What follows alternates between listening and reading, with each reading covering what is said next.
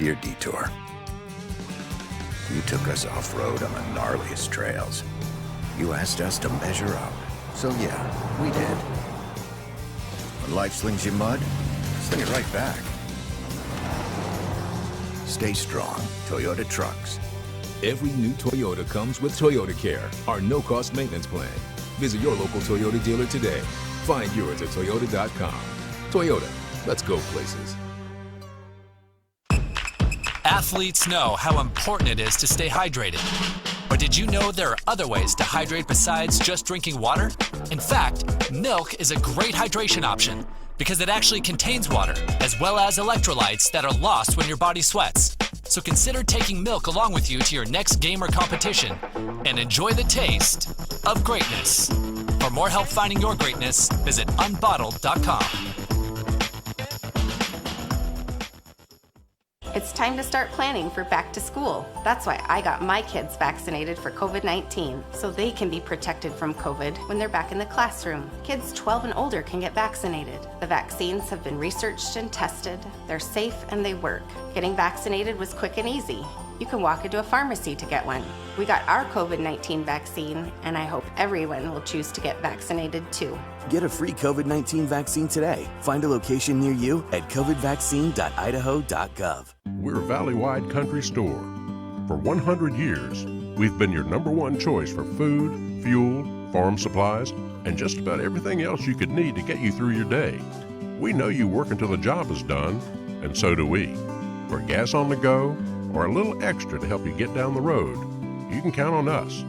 We are proud to employ your neighbors and to be a cornerstone of your community. We're valley-wide. Yesterday, today, and tomorrow. We're here for you. A hit in the morning, another between class, after school, and more before bed. Vaping sucks you in quick.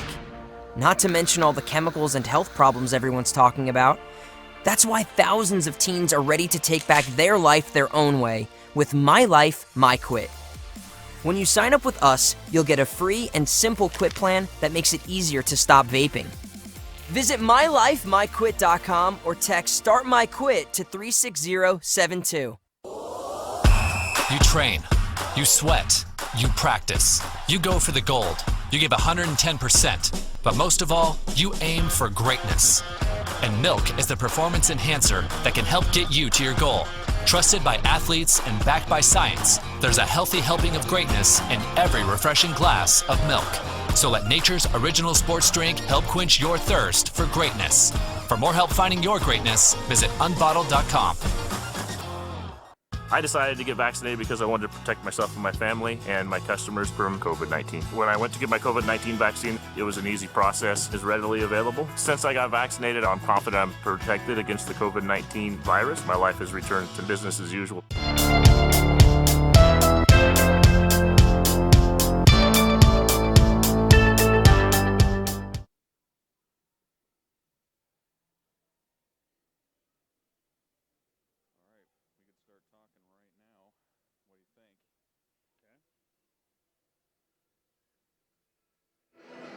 Ladies and gentlemen, welcome into another IdahoSports.com broadcast. Here we have a semifinal matchup featuring the Kendrick Tigers, the 1 seed in 1A Division 2, and the Castleford Wolves, coming in with a 9-2 record on the season.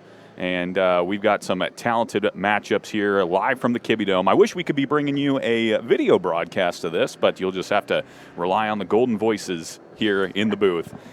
As always, I'm Garrison Hardy, joined by the coach, Jason Hansen. Jason, good to be back with you. It is great, and you know what else? It's great to be inside after last week's temperamental weather. It took all week for all of our stuff to get dried out. So, Paul, if you're listening, the equipment does still work. That's right, that's right. So last week we were in Lewiston for Kendrick's matchup against the Horseshoe Bend. Kendrick won that game by a score of 48-8. And Jason, I talked to Brandon Bainey about this on the Palouse Prepcast.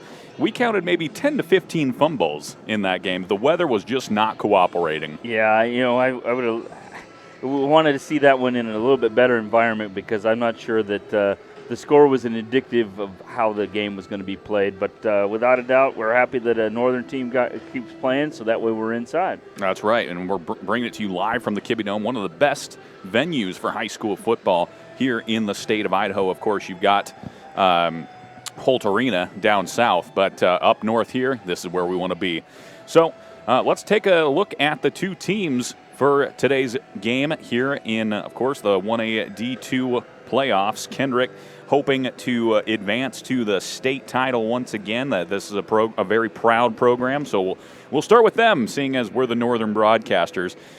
Jason, for Kendrick, they come in at 7-2 on the season. A very young team, a lot of sophomores and freshmen on this team. Only one senior on this roster. That bodes well going forward. It does, and Coach gets him a lot of experience. Coach Hobart, he's definitely one who wants to challenge him. Their only two losses are to Division I teams, Oakley and Genesee. So, kind of that old school, let's bring on all the challengers we can get and test ourselves a little bit. At the same time, he's good about developing those younger guys. We saw that last week when the score got to be one-sided.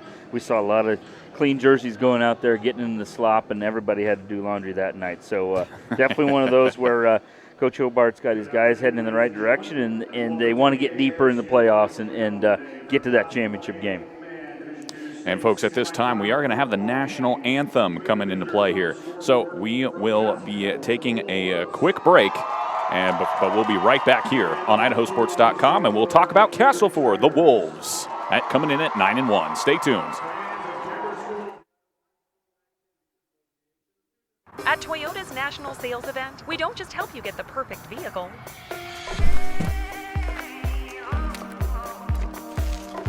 We're here to open new doors that lead to your road to greatness.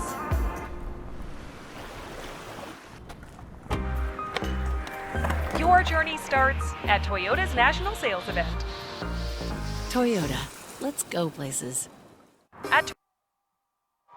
And welcome back, ladies and gentlemen. I was juked out by the players as they were lining up. It looked like they were getting set for the national anthem, but they all put the helmets back on, and they have not played the national anthem yet. So if we have to take another break, that's why.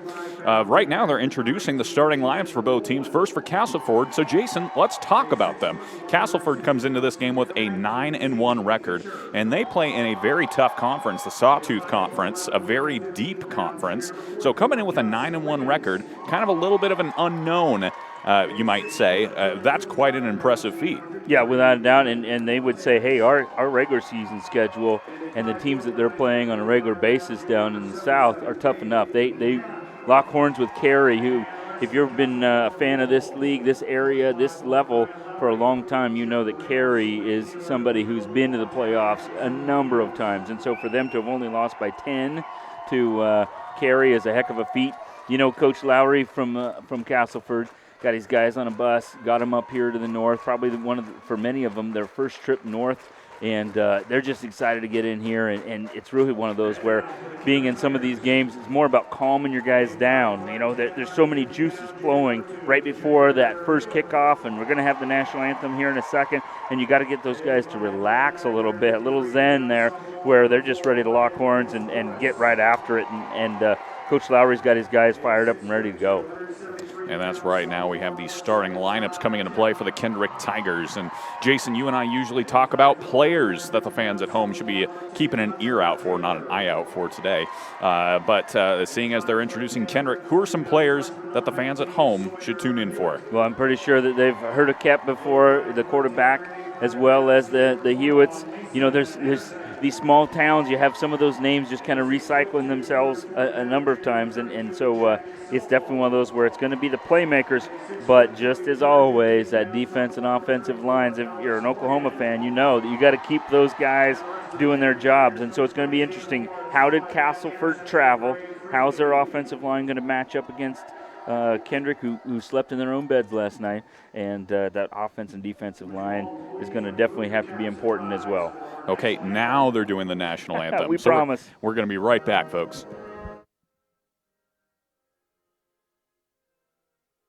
The injuries look like those seen in people exposed to poisons like mustard gas. That's how doctors are describing what they see in the lungs of vapors. The chemicals can essentially burn your lungs.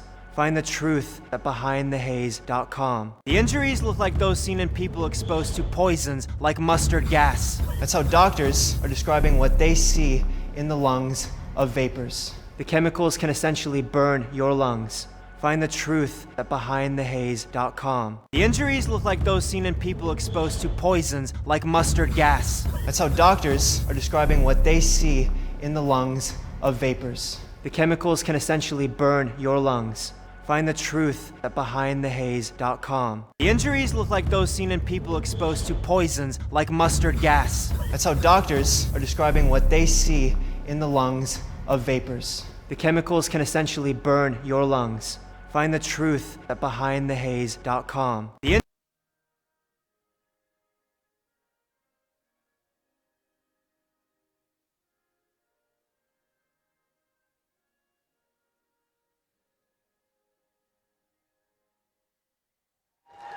And welcome back, ladies and gentlemen, here in Moscow, Idaho, home of the Idaho Vandals and the Kibbe Dome, which is where today's matchup will be taking place between Kendrick and Castleford, the Tigers versus the Wolves. Both starting lineups have just been introduced, and we talked about some of Kendrick's players to keep an eye on. But what about Castleford, a team that you and I really aren't too familiar with, Jason, as we're up here in District 2 for our broadcast. But Castleford, they've got some talent of their own to go 9-1. Yeah, and I think it's going to come down to all those seniors, all those older guys. And when you look at them, and granted you're on the radio, but when you can see guys on video, and how do they match up? Coach Hobart get the coin flip. We just had the coin flip. We'll see what the result is as the players move to their spots. And the Wolves will receive the first half kick, and that means Kendrick will receive the second half kick to start things off. So we're going to get a chance to see the Wolves in action here on offense first. And I'm excited about that, and I think Coach Lowry's crew is too. They won the flip, and they wanted the ball first. So we used to call that first blood, just that simple fact of you don't know who we are. You haven't seen us except for on film. We're gonna show you what we do on offense right off the bat. So I like that kind of attitude of let's just come out here and get gutsy right off the bat.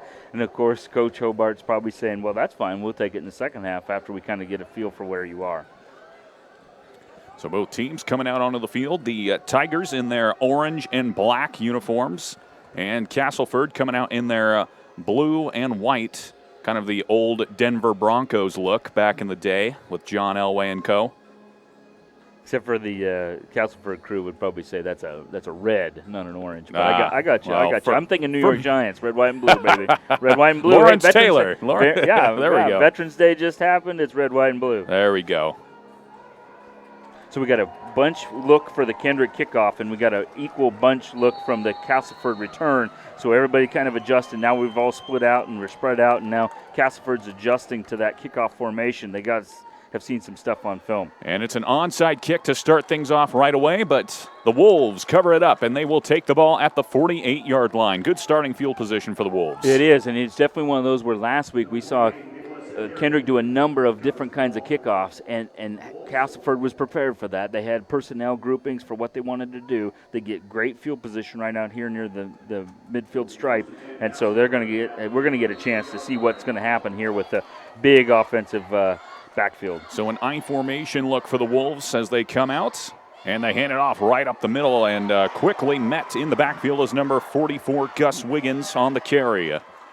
Yeah, Wiggins is a pretty big boy, but he got stopped right there by that defensive front from Kendrick, number 32. That's Jack Silflo, who's the nose guard, who's going to be handling a lot of the offensive linemen from Castleford. So that'll bring up 2nd and 8. Ball is right near midfield. Ball on the 49. 3 down linemen for the Tigers. 2 backers over the top. Shotgun set for the Wolves. Snap is taken. They hand it up right up the middle. He's got a big hole. He's at the 35, or 45, 40. Down to the 35 and brought down finally at the 34. Excellent run there. That was number 77, Gabe Mahana on the carry, the junior. Yeah, that's just like we're talking about. It's a big matchup between offense and defensive line, and that was the center Evan Fuentes, who just manhandled Silflo, who did a great job last time. So right here we're seeing that nose guard versus center matchup, and that one definitely went for Castleford.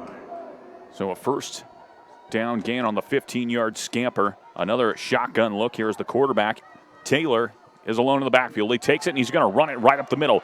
And he's hit hard by the second-level linebacker. Big hit from number 8, Lane Clemenhagen. Yeah, and that time it was kind of a quarterback design run right off the bat, and it was one of those where it's just kind of that chess match right now, that feeling out process we talked about. We've seen each other on film. What are we going to do out here on the AstroTurf? No gain on the play. It looked like there was maybe going to be some space for the quarterback for Taylor to get the ball moving, but not to be. So it's going to be 2nd and 10. I formation look here for the Wolves. They're going to fake the handoff, play action. Taylor throws it out to the fullback out in the open. He's inside the 30, brought down at the 21-yard line, and that's going to be another first down for the Wolves. Yeah, that was a nice look from Taylor, the quarterback. He had a man deep, looked like 18 was going over the top, but he just dropped it off to Gabe Mahana right there and picked up the first down. That was a Spider 2Y banana look right there on the play action. Had the tight end over the top, and then the fullback going out into the flat. Excellent execution there on offense. And it keeps a lot of the pressure off the quarterback. His heart's racing as well. Just give him something he can go with pretty easy. So 1st and 10, a fresh set of downs just outside the 20-yard line for the Wolves. I formation look. Taylor hands it off. That's to number 10 for the Wolves, Duncan Nunez. And he runs into the pile and maybe gets a couple on the carry. Yeah, there's a lot of orange jerseys down there getting that stop. So it's one of those where, again, we've seen a quick strike with a pass play, but now we come back to the run and the defense was ready. 9:15 to go on this opening drive for the Wolves, and they're moving the ball efficiently. It's going to be 2nd and 8. Shotgun look here. 4 wide receivers in the set for the Wolves, really spreading it out here. A lot of open space. And they're just going to snap it right to the quarterback, who lowers the shoulder and is brought down immediately. Able to pick up maybe 3 on the play, but excellent response there from the Tigers on defense. It is. It's kind of one of those challenges where when you spread everybody out like that, there's 4 defenders and there's only 3 offensive guys. And so the defense did a nice job of funneling right there.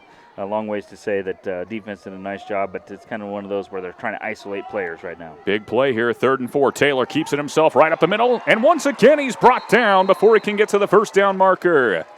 Yeah, and again, Taylor just leaning hard, trying to fight for those yards, but a quick response again from Kendrick, and definitely one of those where super important 4th down coming here where you're not going to see a field goal, so that's off the table. Now what are we going to get here? Up the middle, around the outside. The length of the field is to us, which would be to the offense's left. So maybe something trying to go speed on speed out here with that first offensive possession. 4th and 1. I formation look for the Wolves. Here we go. And it's a fullback play right up the middle, and he's got it and more. What a run from Gus Wiggins.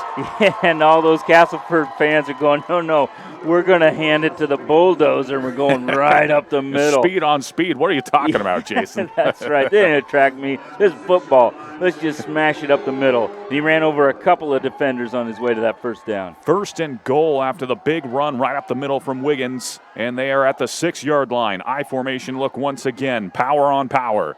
And they go right back to Wiggins, who lowers the shoulder and is tripped up before he can get into the end zone. He's brought down at the 2-yard line, so a 4-yard scamper. Yeah, and this is old school Kendrick football as well. For those of you who've been listening to Kendrick or watching Kendrick for a while, it's just that smash mouth up the middle, big on big. What are you going to do about it? And it's 2nd and goal now. They've got 2 downs to work with. They have a receiver split out to the near side. On our side of the field. They go to Wiggins a 3rd time in a row, but this time Kendrick stands him up and brings him down in the backfield. Yeah, historically, I've coached against Kendrick a number of years, and that's really what they would look like, and then all of a sudden they respond. So, again, you've tried that middle. I like how Lowry's just probe in the middle. You've been hitting it to Wiggins. He got you near the first down. Now you're pushed back a little bit. Now maybe you've set up what you're going to want to do past that little play action. Make it look like Wiggins is coming up the middle, and maybe hit something out on the outside for something easy. Sorry, Jason. Now a shotgun look here. 2 backs in the backfield, 2 receivers on either side. And they go right to Mahana. He tries to get to the far side. He's got a blocker. Falls into the end zone. Touchdown! Castleford strikes first. Yeah, and that was a great design. It actually went direct snap to Mahana, where Eric Taylor, quarterback, actually was the lead block on that. So, again, we saw the probes up the middle. Wasn't going to happen, and so they went speed on speed, and they went student body right, as I like to call it. So now they get that first strike. They paid off. Coach Lowry wanted the ball first. This is why. You're up now. And here comes the PAT. Just kidding. They're coming out for a 2-point conversion. Single back set this time. Motion from right to left. They fake it and go right up the middle as Taylor. Finally, he gets an opening crease and dives into the end zone for 2. Yeah, and look at the Kendrick. Look at Castleford jogging across here now. It's super excited right there. Again, you kind of have to be nervous about how did you get off the bus? Where did you stay last night? What was breakfast? Nobody did what they normally do on a game day if you're coming all this way from the south, and so you've got to be excited about the energy that they're bringing. Kendrick, on the other hand, the short side, the near side, just kind of walking out there like it's a business trip, thinking, okay, we know where they're at now. Now it's our turn to respond. So that opening drive for the Wolves goes 5.5 minutes roughly, and they march right down the field and put up the opening points of the day.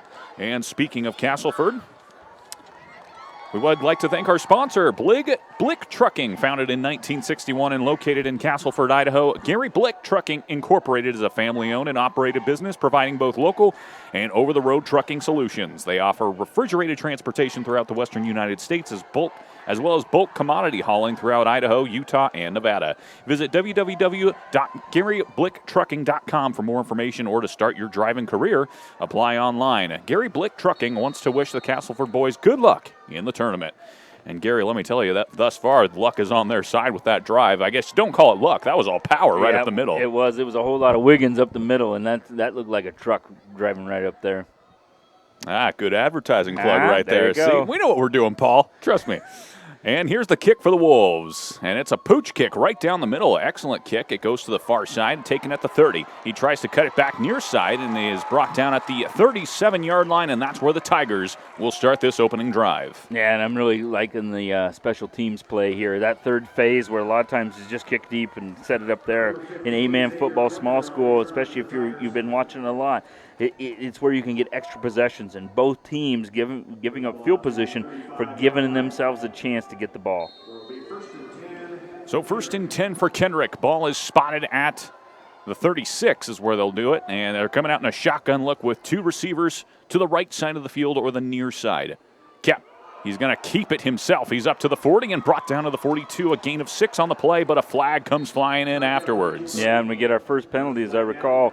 And so it's really one of those where, okay, now a lot of those offensive linemen and the defensive linemen are going to switch sides of the ball and see how they match up. And that one was a win for Kendrick initially, but it looks like it's holding on Kendrick, and now they're going to be pushed back. So holding is the call. It's going to be a 10-yard penalty. But nonetheless, it will be a 1st and 20, so there's no loss of downs there. And we know Kendrick, they can put up yardage very quickly. Yeah, and that's going to be interesting to see what happens here. We saw them ground and pound in the mud last week as well as putting the ball in the air. So what does Coach Hobart from Kendrick do in this situation? They come right back out with a shotgun set, 2 receivers to the near side. And Kep keeps it himself. Once again, he's at the 30, 35, 40. He's into the open field. Kep, he's at the 30, 25, 20, 15, 10, and finally driven out of bounds. What a run by Ty Kep, the sophomore quarterback. An excellent hustle by Santi Alvarado, where he just hustles from the one side of the field and gets that good angle. Coach Lowry's got to be liking that from the defensive side, where he was able to stop the touchdown. But, man, speak of getting stung with a big play right up the middle, quarterback play. We talked about it on Castleford's side. This time Kep gets a big gain just by himself. And he's all the way down to the 9-yard line. So it's 1st and goal just like that. That was almost that was a 61-yard carry from Ty Kep. And now the Tigers, 1st and goal from the 9. They come out in the gun, 2 receivers to the far side this time. Same exact formation, just reversed. Kep sends a receiver in motion from left to right. They're going to hand it off up the middle. And that is number 2, Jagger Hewitt, the junior, going right up the middle. He's able to get halfway to the goal, and they're at the 4-yard line now. And we talked about the Hewitts last week in the pregame show, and it's interesting to see what happens here. We've talked about Kep. Now let's see what the other playmaker is going to do. now that we're getting inching closer to that goal line. And checking in for the Tigers is number 19, Sawyer Hewitt. He's only a freshman, but he's also a big-time threat on offense for the Tigers. Second and goal from the 4. Shotgun with 2 receivers to the far side once again. Kep, he keeps it. Goes right up the middle. He's got a hole. And touchdown Tigers. They go right down the field in 3 plays and respond. Yeah, and they just kind of power run right up the middle. We've talked about that from the Castleford side. This time they just kind of wash everybody to the right, get the block to the left, and it's a big gain before he even gets touched by the first defender. And now they'll come for the 2-point conversion in a hope to tie the game. Jason, you and I have talked about the importance of these 2-point conversions here. I think even more so, as these teams are going to have to, really rely on their rosters. You don't want to get down early just because you couldn't get your extra points. So shotgun set, 2 receivers to the near side. Kep fakes the handoff, keeps it himself, and he's brought down in the backfield. He's not going to get in. Yeah, and that's one of those little wins for Castleford where now all of a sudden you're starting to build a little lead. Even though you gave up the score, those extra points can start to build up. And if you're looking one eye at this game, or one ear, I guess, with this game and one ear to the other, Carey is up at halftime right now in the other game. The winner of this plays next week. Carey's up over Dietrich 32-14 at halftime. And by the way, you can check out the Friday Flash, although today's Saturday, as we've got state tournament football going on all over across the state of Idaho. We've got broadcasters from the north, Jason and I, all the way down to the south, Brandon Beatty and co. And, of course, the Paul, the owner of the company, no big deal. Right. So you can tune into IdahoSports.com to see all the action. And, folks, we want to thank one of our sponsors from Kendrick, Shorts Funeral Chapel. The compassionate staff at Shorts Funeral Chapel is dedicated to helping Latah County / Moscow area residents through their most difficult times. Shorts Funeral Chapel has a variety of services to help best remember and honor your loved one. Shorts offers cremation or traditional services and also offers pre-planning arrangements to help ease stress and pain for those left behind. Call 208-882-4534 to make your arrangements today. Shorts Funeral Chapel is proud to support Kendrick. Good luck, Tigers. And it is 8-6 here as the Tigers are set to kick things away. And they do. It's a squib kick right down the middle, and it's taken at the 20-yard line. An excellent kick there. And the Wolves have some blocks to the far side, but an excellent job from Kendrick to not let the play string out to the sideline. Yeah, that's an excellent job. I was about ready to highlight number 77 from Castleford with a great block out there on the edge, but it was bested by Kendrick, where, again, it's just that cat and mouse special teams game where we saw that little tiny kick go really long way on this good turf, and all of a sudden now Castleford has got a little bit rougher field position from the 22. And on the return, that was number 18, Ethan Rowland, the 6'3", 175-pound receiver. I assume we're going to see his number called at some point today. Shotgun set here for the Wolves, one receiver on either side. Back to pass is Taylor, looking down the field. He looks to his, it's intercepted! Picked off inside the 30-yard line for Kendrick. What a pick by number 10, Hunter Taylor, who read the pass and jumped into the lane. Yeah, that was an excellent job. Eric Taylor from the other side, quarterback from Castleford, was able to read. Didn't like what he liked from the right to the far side of the field. He brought it back close. His receiver and him just weren't on the same page. He throws it short. Receiver thinks he's going to break it over the middle. And nice job by Kendrick Taylor right there. Jumping right in front of that pass, giving themselves some great field position down by 2. And now the Tigers take over at the 29-yard line. 2 receivers on the far side of the field in the shotgun set. Once again, motion from left to right. It's going to be a pitch play to the far side. That's number 18 for Kendrick. And I don't see a number 18. It could have been number 19, Sawyer Hewitt on the carry. And that is the call. The PA announcer said I'm correct. Yeah, there you go. Well, and you can't even blame it on the mud this time. I know. Jeez. So it was a pickup of about 6 on the play. So it's going to be 2nd and 4. Well, it looks like Castleford defense, Garrison, settling in here, just trying to bend, don't break here with this change of possession. Ball's on the 23 now. Motion from the backfield for Kendrick. Kemp takes the snap. Being pressured from the far side, he has to step up into the pocket. Now he's taking the ball and running, and he's hit hard.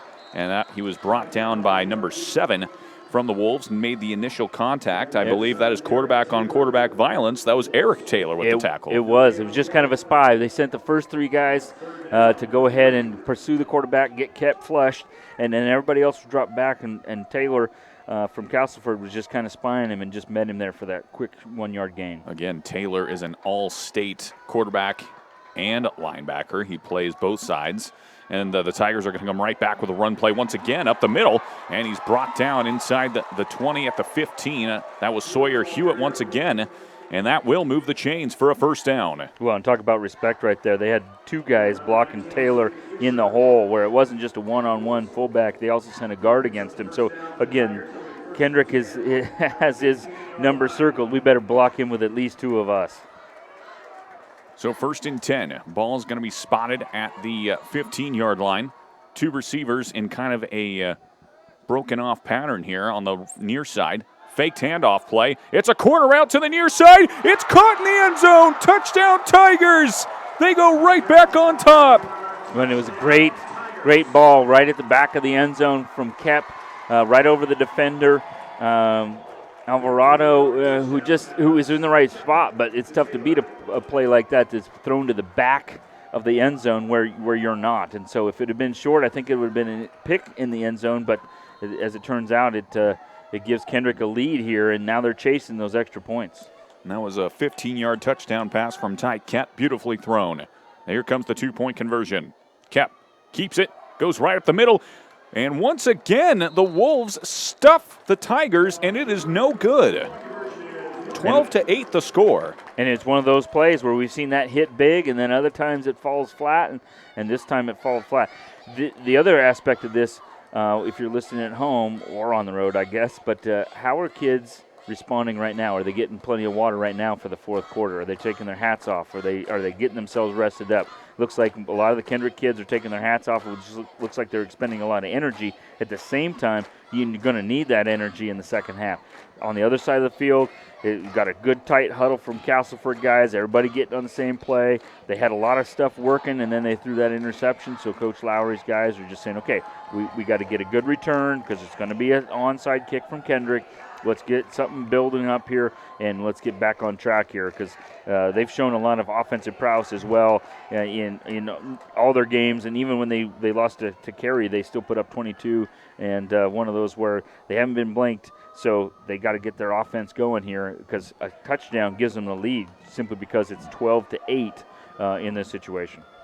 And now the Wolves get another chance here to amend things, as Jason was just mentioning here. Back deep to receive is number 18. That's Ethan Rowland, big-bodied receiver for the Wolves. And here's the kick, and it's going to be a squib right down the middle once again. Rowland will take it at the 20. He's looking for a block. He's at the 25, trying to get to the far side of the field. He does have the sideline, but he's cut down. Again, Kendrick keeping the Wolves from getting to the sidelines. Yeah, as they say, that was a run that was east-west, where he started on our side of the field and he ran diagonally across. He picked up yards, but he wasn't doing it very fast, and then it was only like a 7 or 8 yard gain. So Kendrick keeping him flat to the line of scrimmage, and he's not able to get north-south for a big run like we've seen Kep do. So 1st and 10 here for the Wolves. Shotgun set with trips to the near side of the field and kind of a bunch set. Taylor's going to keep it and use that side as a blocking pattern, and he is upended and brought down at the 39-yard line, so a pickup of 5 on the opening play for the Wolves here. Yeah, Wolves got to be excited about that. They just have a big old pile of humanity, and Taylor just ran to the outside of it and cut up inside of it for a nice 5-yard gain. So 2nd and 5 here. Kendrick is out with 3 down linemen, 2 backers over the top, and then 3 secondary players. Secondary already has an interception, forcing the first turnover of the day on the last drive for Kendrick. Shotgun set this time for the Wolves, and it's student body left, as Jason calls it, and he's at the 40. Inside the 45 and brought down. That carry was from number 10 for the Wolves. That was Dacian Nunez. And we've seen that play a number of times. Mahana ran it once to the far side, This time Nunez gets it coming towards us, and Taylor showing his prowess again as linebacker / fullback as he's just kind of leading everybody up through the hole. And Coach Lowry's got to be happy. Castleford's still in business. Got a nice drive going. First down for the Wolves. 1st and 10 from the 45, excuse me. And they've got a run out to the outside, and he's brought down at the 48-yard line, a pickup of 7 for Nunez. Yeah, they must like what they see there. Nunez with another touch and a big old gain. This time they ran it up between the tackles, if you will, the defensive end. It was a pulling guard play, a trap play, a counter play, where they did a nice job of just reading the backfield. This time Taylor got to hand it off and not have to be the blocker. 2nd and 3 after that 7-yard burst. Ball's on the 48. Shotgun set here for the Wolves. 2 receivers on the far side, 1 on the near. And they're going to go right to Taylor up the middle. This time he's got a hole. He's out past the 40, into the open field. Touchdown, Wolves. And they go right back on top of the Tigers. When that's the same play we saw, we've seen Kep run a number of those where it's just north-south. He makes one cut and he's heading right upfield. On that return play, we talked about Roland was kind of running east-west, trying to get what he could around the outside. They've probed it to the outside with Nunez. This time it was Taylor up the middle for a nice big touchdown and got that lead right as the end of the first quarter is just about upon us. That's right. 48 seconds remaining here in the first quarter. 14-12 now, Wolves. I formation look here as they try to tack on 2 more. Kendrick is 0 of 2. The Wolves are 1 of 1. And make it 2 of 2. They tack it on. So that's going to be a 16-12 lead for the Wolves. And that was Wiggins, the big fullback, right up the middle. Yeah, the truck, if you will, coming up the middle. He had Gus, Nunez in front. it sounds like a truck. Yeah, it does. It does. Again, we see Kendrick coming off the field a little bit like a business trip. Okay, we saw what you're doing. We'll come back at you. At the same time, Castleford guys, again, running out there, giving big high fives, trying to get that energy going.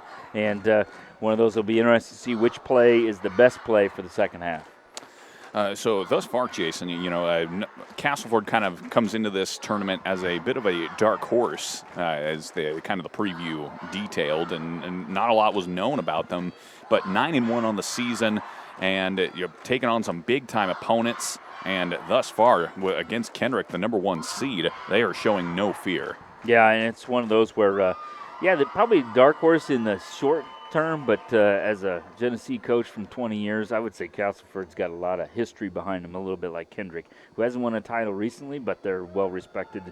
But one of those where Castleford, in their games, 70-0 over Water Springs in the first round, and then last week they were 58-8. So they got that offense going, kind of building some momentum for this moment right here. So Coach Lowry's probably saying, okay, boys, this is it right here. Let's go. And all things considered, it looks like they're going to need it, as both teams have put up 2 touchdowns here in the first quarter. So we could be having a back-and-forth affair. Last time Jason and I were here, we watched Oakley defeat Prairie 42-40. And this time the Wolves are going to send this kickoff deep, and it's taken inside the 15. And this could be a big return. It's at the 40, the 50, and Hewitt is brought down right at midfield at the 50. So excellent return there for the Tigers. Yeah, and again, that's just that one cut. You get one cut. I think Coach Hobart was just saying that. You get one cut, head north-south, get what we can, and they put themselves in nice business out here on the 50-yard line. Again, everybody getting a good block but no hold, which both teams, other than one penalty I think we've had in the first quarter so far.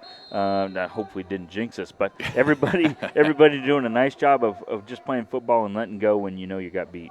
And thus far, 40 seconds remaining here in the first quarter, and now the Tigers take the field. Sawyer Hewitt has been their main man of attack, and Ty Kep has looked for him as well in the passing game. Hewitt goes in motion, and now he comes back. They fake the handoff to him. Kep looking over the middle, and it is caught on the slant route. And that is going to be a first down right there to start things out. Boy, that was a super tight window.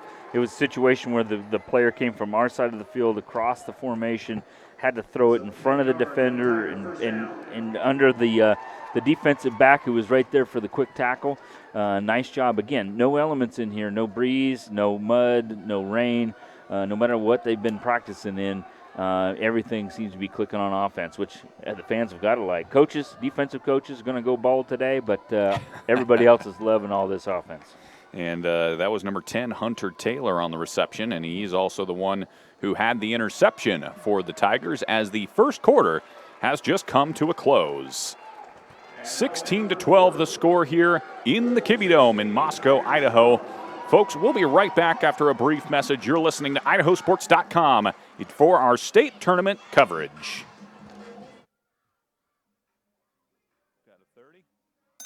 A hit in the morning, another between class, after school, and more before bed. Vaping sucks you in quick.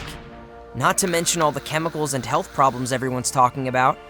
That's why thousands of teens are ready to take back their life their own way with My Life, My Quit. When you sign up with us, you'll get a free and simple quit plan that makes it easier to stop vaping. Visit mylifemyquit.com or text Start My Quit to 36072. A hit in the morning, another between class, after school, and more before bed. Vaping sucks you in quick. Not to mention all the... And welcome back, ladies and gentlemen, here in the second quarter now of Castleford versus Kendrick in the 1A D2 state tournament. And it has been everything we could hope for and then some, as both offenses have been firing on all cylinders. We've seen a defensive play from Kendrick with an interception. Castleford keeping Kendrick out of the end zone for 2-point conversions. This has the makings of a good one as Ty Kep starts the second quarter with a quarterback keeper and a pickup of 3. Yeah, again, just one of those where picking off right where they left off. Nice little gain right there, but now it's going to be important for the teams to really settle in. Okay, you've seen what they're doing.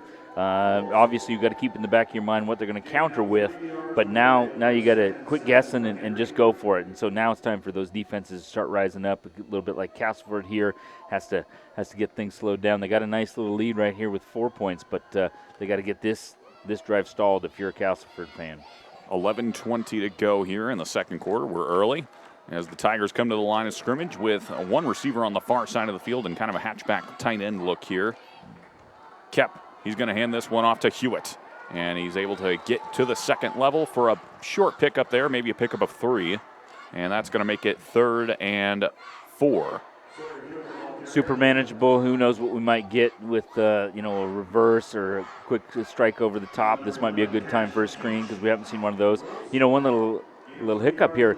Both teams run the same defense, kind of that 3-2-3 look, which want to make sure that they're not getting stung over the top. But definitely one of those things where they've practiced against this formation a number of times on defense. Shotgun set here for the Tigers. One receiver on either side of the field. Kep.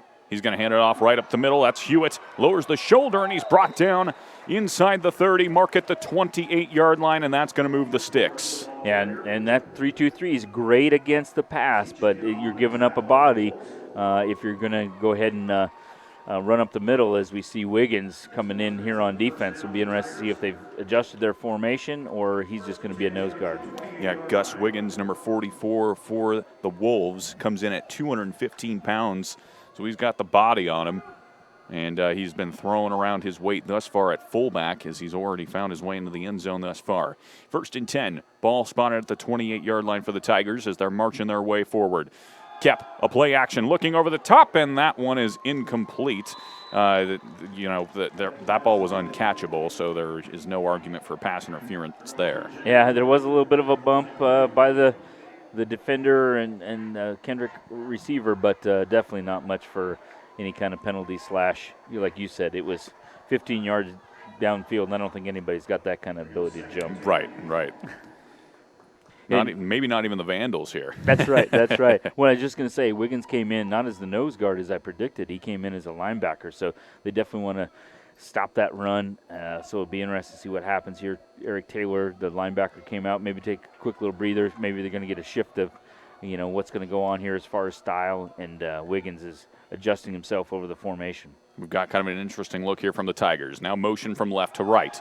And there's a screen play, just like Jason mentioned. It's Hewitt. He's hit the 20, inside the 15, and pushed out of bounds. And there's a flag coming in after the play was over. It looked like it was thrown in the direction of a blocker for the Tigers. We'll see what the call is. Yeah, I'm not sure if there could be an inadvertent face mask or a holding.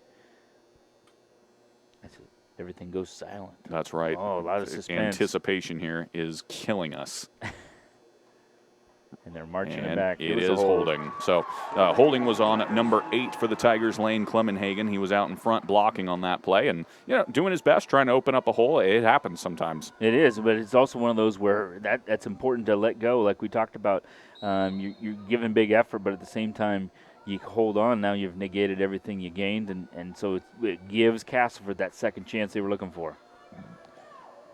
So that is going to back the Tigers up, make it 2nd and 9 after they were very close to the first down marker here. Shotgun set once again. Kept back to pass. He's got 3 receivers to the far side. This time he's going to keep it and run near side away from the play. And he's brought down after a very short gain. Excellent job there from Castleford of containing Ty Kep. Yeah, that's number 22, Alvarado. And we saw him on that long cross-field tackle before. This time he comes to the short field, just does that nice little solo tackle. If he doesn't get him down, he's got that armband. It looks like he might have had a thumb problem or a wrist problem. If he doesn't get him down, he probably picks up the first down, which he just had a moment ago. So excellent defense by that young man. And it's going to make it 3rd and about 7. So a little bit more difficult to convert than it would have been earlier were it not for the holding call. Shotgun set. Back in the backfield by himself is the quarterback, Ty Kep. He's got a receiver isolated one-on-one on the far side. Hewitt goes in motion from left to right. Kep looking, throws it deep over the top on a wheel route. It's caught! Touchdown, Tigers! Wiggins came from his linebacker spot. Number 44 from Castleford put a pop on Kep, but Kep would go ahead and take that because he does get the touchdown on that and the 2-point lead because we're offset here with the scoring and the extra points, what have you. So definitely one of those where we've seen the run, we've seen the screen plays. This time Kendrick just goes old-fashioned pass over the top for a nice touchdown from Kep. So an excellent pass play there. That was a 25-yard wheel route there from Kep for the touchdown. That's his 2nd of the day. And he has been very efficient when slinging the ball around the field, and he's alone, isolated in the backfield. Once again, a receiver on each side. The Wolves are anticipating this. They've loaded the box. Kep back to pass. He's got crossing routes in the end zone, throws it to the back of the end zone, and it's caught for the 2-point conversion, and that is the Tigers' first 2-point conversion of the day. I remember somebody talking about the importance of offensive and defensive line. That offensive line from Kendrick doing a nice job of keeping Kep upright. Gives him all kinds of time. He had 3 receivers out in routes. They had time to cross formation. Gets what he can, but that Kendrick defense was just bearing down on him, kind of probably hoping to get a kickoff cover down there and get an extra possession, but instead Rowland gets the ball covered up and gets a nice little gain. And now the Wolves will take over here, trailing by 4, 20-16, 8:33 to go in quarter number 2. Shotgun set for their first play. Taylor takes the snap, being pressured from the far side. He's got a deep route over the top. There's a fight for the ball. We'll see who comes out on top. And Ty goes to the offense. So what a play there. That was great coverage and a great catch by number 19, Zeke Fisher. He's 6'1", 160, and he used every inch of that frame to get that one. Yeah, nice job. Nice play called by Lowry. He's got everybody spread out. Fisher just kind of gets it back behind the defender. He high-posts the ball because he's so big. He just is able to reach up over. Like you said, Ty goes to the offense.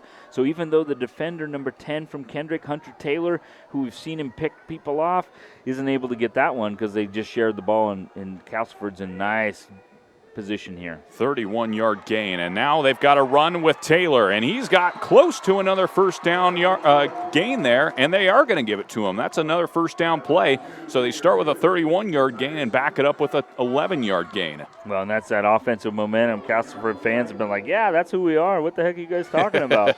And so it's definitely one of those where they got stuff going. Coach Lowry's got the full playbook open.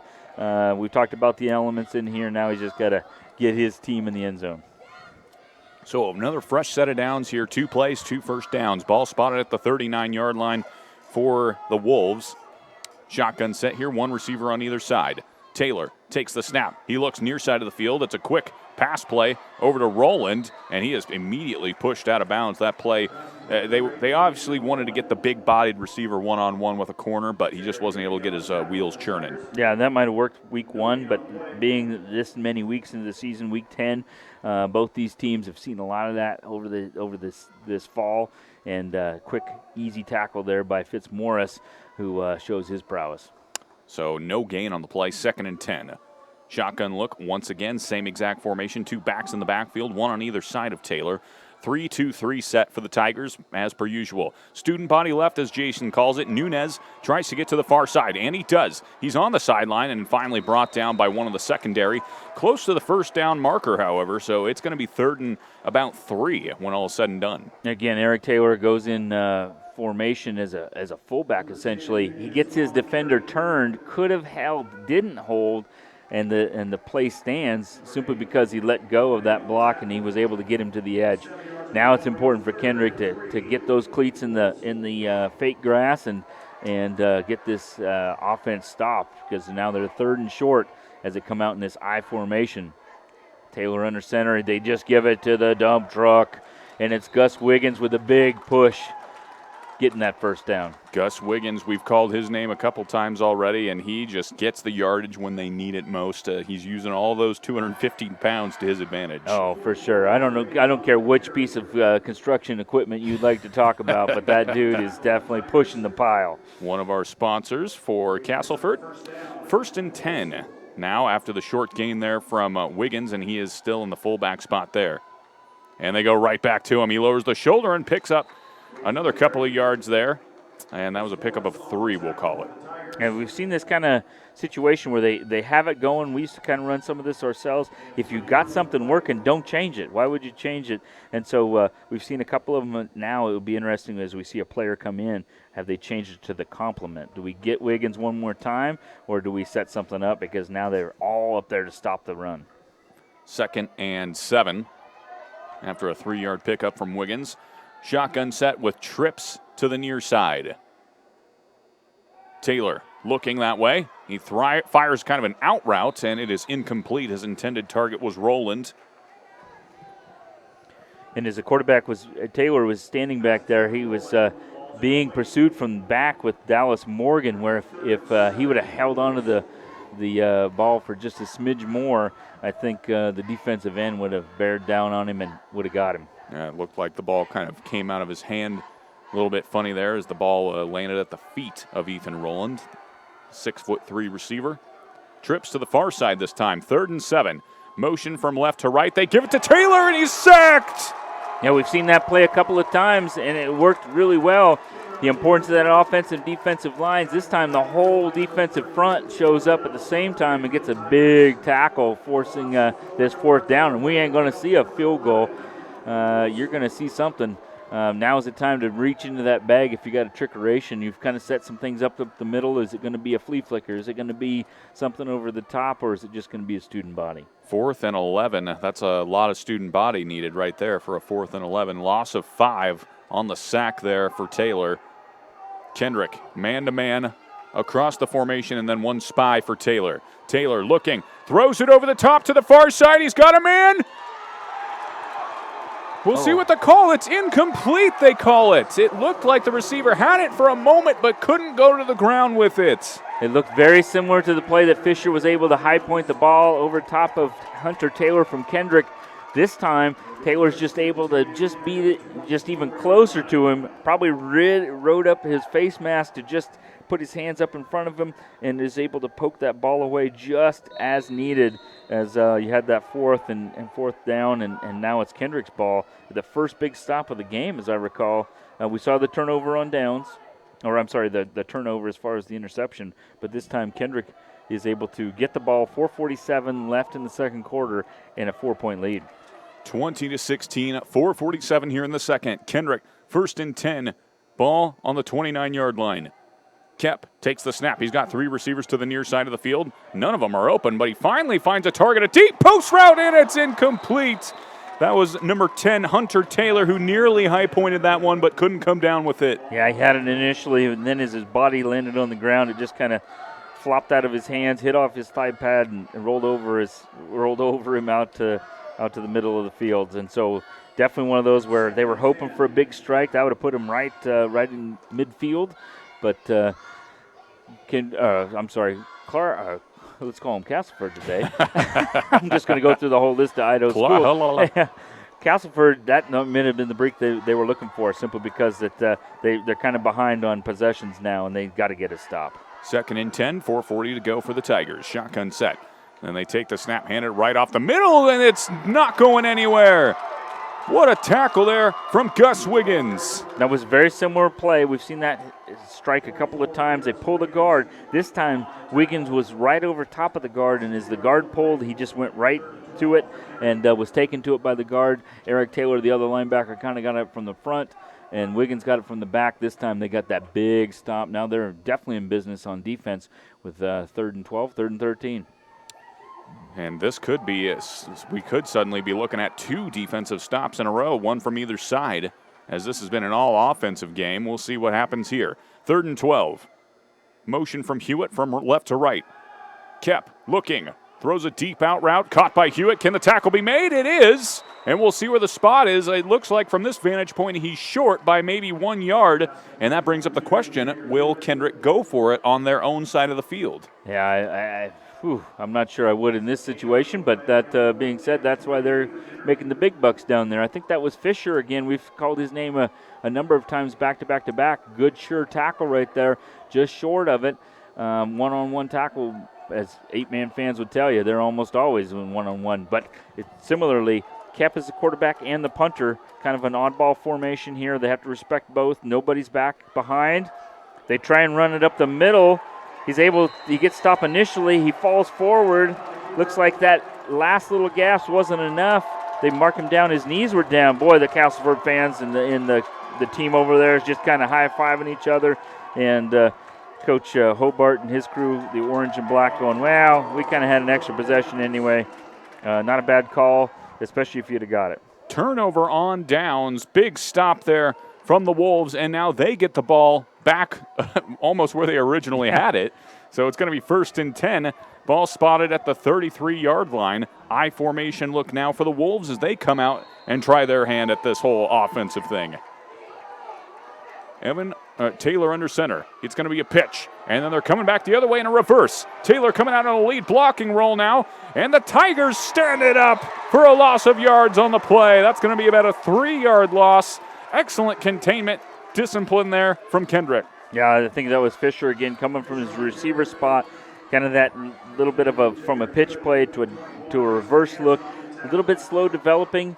But Kendrick was able to just show up there in a big old orange and black wave and get him stopped. So, again, who called the defense? All of a sudden they came out of the locker rooms, and all of a sudden we're playing defense in the second quarter. That's right, and we're looking at a 2nd and 14 here just like that. Another I formation look here for the Wolves as they're going to hand it off to Wiggins. Who else to get some yards back? But not this time as he's tripped up, and he's only able to get a couple there. A good tackle there from Kendrick's number 4, Wyatt Fitzmaurice. Yeah, Fitzmaurice isn't necessarily the biggest dude on the roster, but he does a nice job of getting down there on the shins, which, as we see Wiggins kind of jogging off there, thinking, man, if he'd have come up high, I was ready for him, but he went down for my shins, and I had to go down.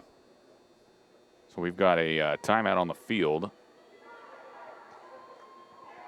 Officials are...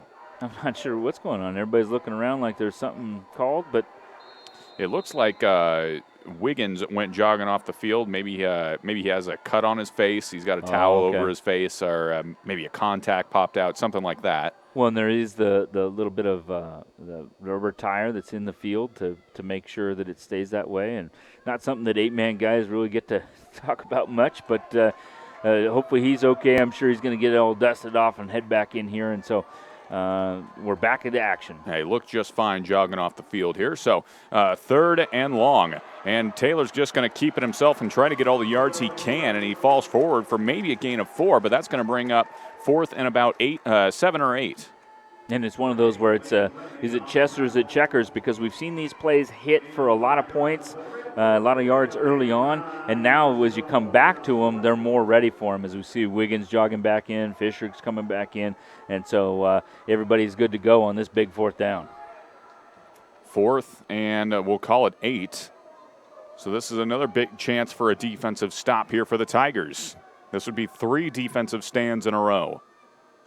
Taylor takes the snap. He's got 3 receivers running downfield. He throws a corner out. It's open, and it's caught inside the 10. And he's brought down at the 4. That is the big-bodied receiver, Zeke Fisher, on the catch. Well, it's either Roland or Fisher. The 18 and 19 look very similar. That was Roland, you're right. Well, either way, he was open for so long. It was really one of those where he had to slow down. Defense kind of catches up. One guy's in front. One guy almost potted away right at the last second. But those sure hands came in use as we're down to 44 seconds now. Kind of a rush to get up on the ball. Remember, coaches, we got timeouts. And they go right up the middle with Taylor, and he's brought down short, it looks like. Ball at the 1 with 30 seconds to go here in the first half. Yeah, a lot of drama. A lot of guys getting themselves pumped up. Kendrick down there on defense, looking over to Coach Hobart like, okay, we've been here before, but you're going to have to get Taylor stopped. 18 seconds. Taylor pushes his way forward. It looks like he's in. Touchdown, Wolves, and they go right up over the Tigers with 12 seconds left in the first half. And that time it looked like they put Wiggins in as a guard / tight end to kind of give him a little extra push on that right-hand side as we had that quarterback sneak from Taylor, giving themselves a little bit of a cushion here. Hopefully, if you're a Wolves fan, you want those extra 2 points on this conversion simply because you had the ball first. Now you're going to have to play defense coming out of the locker at halftime, rather. Shotgun set here to see if they can get another 2-point conversion, and it's going to be a student body left. You've got Taylor blocking out in front, and he's brought down. That was number 77, Gabe Mahana, not able to get into the end zone, and the Tigers hold it to just 6 points, but I'm sure the Wolves are still happy with that touchdown. Oh, without a doubt, but it's one of those where you'd like to have a little bit more of a cushion. Obviously, we talked about how those are going to add up. How do the kids come out at halftime? Who's fired up? Who had the extra orange? Who's got the energy for the second half? But it's also one of those I mentioned chess or checkers, simply because a lot of the plays that worked really well in that first quarter, now the defense knows what it looks like. And those student body plays should become less and less effective, as we just saw Kendrick do. And so you got to come to the compliments. Okay, now what happens with Mahana in the backfield? Can he throw the ball? Could you get kind of a delay pass out of that? You know, kind of the stuff that they probably did mid-season that Kendrick may not have watched. Hard to see everybody's every week games, and so it'll be interesting to see what happens here in the second half. But we're not out of this one, because what happens if we have an onside kick and an extra toss from the Wolves? So the special teams, I think, are going to be an important part, not just on this play, but in the second half. Who's got one little extra blurb that can come out and get you an extra touch? Well, on the flip side here, Kendrick has shown the ability to have some deep bombs over the top. So how much field position do the Wolves want to give up? We'll find out right here. That's right, yeah. I love it. On the next episode of 12 seconds here. Kendrick is ready for a deep kick. They've got 2 return men back deep, but they've also got 6 bodies up close to the opening kick here, and it's a squib kick right down the middle, and it's going to be taken on a slow bounce inside the 30, and Kendrick not able to get much of a return there as the ball bounced really high into the air on that last bounce there, and they weren't able to do much with it. Yeah, it's one of those where it kind of held up so long. I think maybe some of the Castleford kids were thinking maybe they could get an extra touch. It was a nice tackle by number 4, Crash Taylor, sophomore. We haven't said his name a number of times, but that's where you can sneak some of these younger kids in out here in some special teams plays and make a big impact. So 7 seconds are left in the first half. Sorry, Garrison, you going to kneel on it or you going to chuck it deep? I say chuck it deep. Let's see some offense, baby. And it looks like they could. They've got Kep alone in the backfield. Kep takes the snap. 3 receivers running deep. He's got plenty of time. Throws a deep route over the top, and it's incomplete. And that is going to be the end of the first half. Gus Wiggins crept back there as a linebacker and made the receiver think that maybe it was going to be tipped. And as a result, it was incomplete. Yeah, and Sawyer Hewitt, number 19, who was the receiver, probably would like the reception, but there probably wasn't going to be much. He was going to fall down, and that would have been the end of the half anyway. So, you'd like to have the helmet sticker, but really when it comes to the big scheme of the game, it wasn't really going to change anything. Now, the interesting thing, does Coach Hobart's guys down by 2, how do they come out of the locker room? They kind of came as a business trip. We've mentioned it before. They played in the Kibbie Dome a number of times. I mean, you look at their schedule, their roster, the number of times their kids have been in here, probably one or twice, a couple of times a year.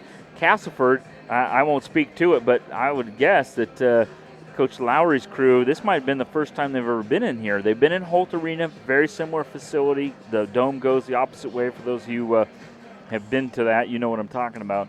But definitely one of those where they had a lot of energy. Now they got to keep that energy flowing. You got a 2-point lead, but now it's going to be kickoff time for them in the second half, and so they got to let that flow out here as we approach the what happens in the second half. 11 minutes left in halftime. Those guys got to get in there. They got to get their Gatorade, got to get their oranges, got to get their helmets and shoulder pads off, get refreshed, get relaxed, and it's going to be an awesome second half. As it turns out in the South, as I'm just going to hog all the airtime now, Carey is up on Dietrich. Sorry, Dietrich fans, if you're listening. It's 54-20 in the third quarter. It's probably going to be who's going to match up against Carey. Castleford already knows them, but it's definitely one of those where Coach Hobart would like to have his own shot at them and be a little bit of a spoiler, because they were ranked really high all year, and it looked like preseason they were going to match up, and now can it come to fruition? Man, fun times in the Idaho playoffs. Fun times from the Idaho playoffs is right here in our IdahoSports.com state tournament coverage. We've got a whole second half coming up for you folks, but just like Coach Hansen said, the players are heading to the locker rooms right now for their second half adjustments, but we'll be right back after these short messages, and we'll be breaking down all that happened in the first half for you and more, so we can get caught up and get ready for half number 2. Stay tuned, everyone.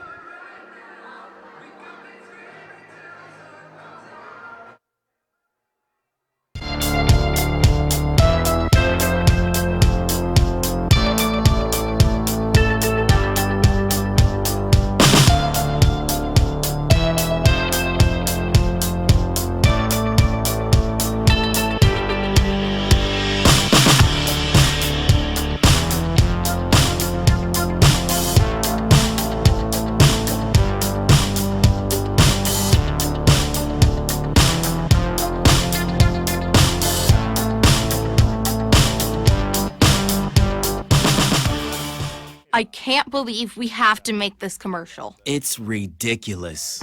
You'll think it's ridiculous too. Listen to this. This commercial is about, well, it's about parents being rude at high school athletic events. Ridiculous, right? It gets worse.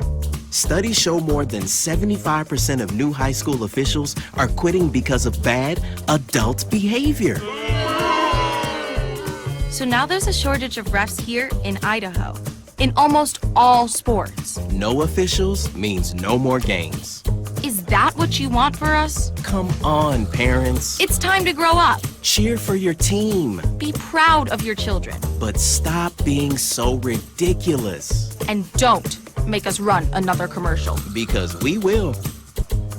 This message presented by the Idaho High School Activities Association and the Idaho Athletic Administrators Association, reminding you to always practice good sportsmanship. You've heard it before. There is no I in team, but there is an I in dairy. Dairy foods are a great source of protein, which is vital for helping rebuild and repair muscles after exercise, so your body can be at the top of its game at your next competition. So grab some milk, cheese, or yogurt after you work out, train, or play. Yes, it's true. There is no I in team, but there is an I in win. For more help finding your greatness, visit unbottled.com. It's time to start planning for back to school. That's why I got my kids vaccinated for COVID-19, so they can be protected from COVID when they're back in the classroom. Kids 12 and older can get vaccinated. The vaccines have been researched and tested. They're safe and they work. Getting vaccinated was quick and easy. You can walk into a pharmacy to get one. We got our COVID-19 vaccine, and I hope everyone will choose to get vaccinated too. Get a free COVID-19 vaccine today. Find a location near you at covidvaccine.idaho.gov. A hit in the morning, another between class, after school, and more before bed. Vaping sucks you in quick. Not to mention all the chemicals and health problems everyone's talking about. That's why thousands of teens are ready to take back their life their own way with My Life, My Quit. When you sign up with us, you'll get a free and simple quit plan that makes it easier to stop vaping.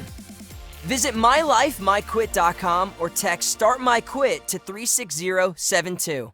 Dear Exit Strategy, all your pieces are in place. A tranquil lake, a serene sky, an emerald forest, a secret hideout. Thanks for being there just when I need you most. Always Toyota SUVs. Every new Toyota comes with Toyota Care, our no-cost maintenance plan. Visit your local Toyota dealer today. Find yours at Toyota.com. Toyota, let's go places. We're Valley-wide cooperative. For 100 years, we've been your first choice for residential and commercial propane, fuels, oils, and lubricants. We service HVAC, install water heaters, propane tanks, and accessories. And yes, we'll even deliver right where you need it. Because for us, serving is more than a job, it's a way of life. We are proud to employ your neighbors and to be a cornerstone of your community. We're Valley-wide. Yesterday, today, and tomorrow. We're here for you. Perform, refuel, recover, repeat. It's the recipe for success in any kind of sport, and dairy can be a key ingredient in every one of those steps.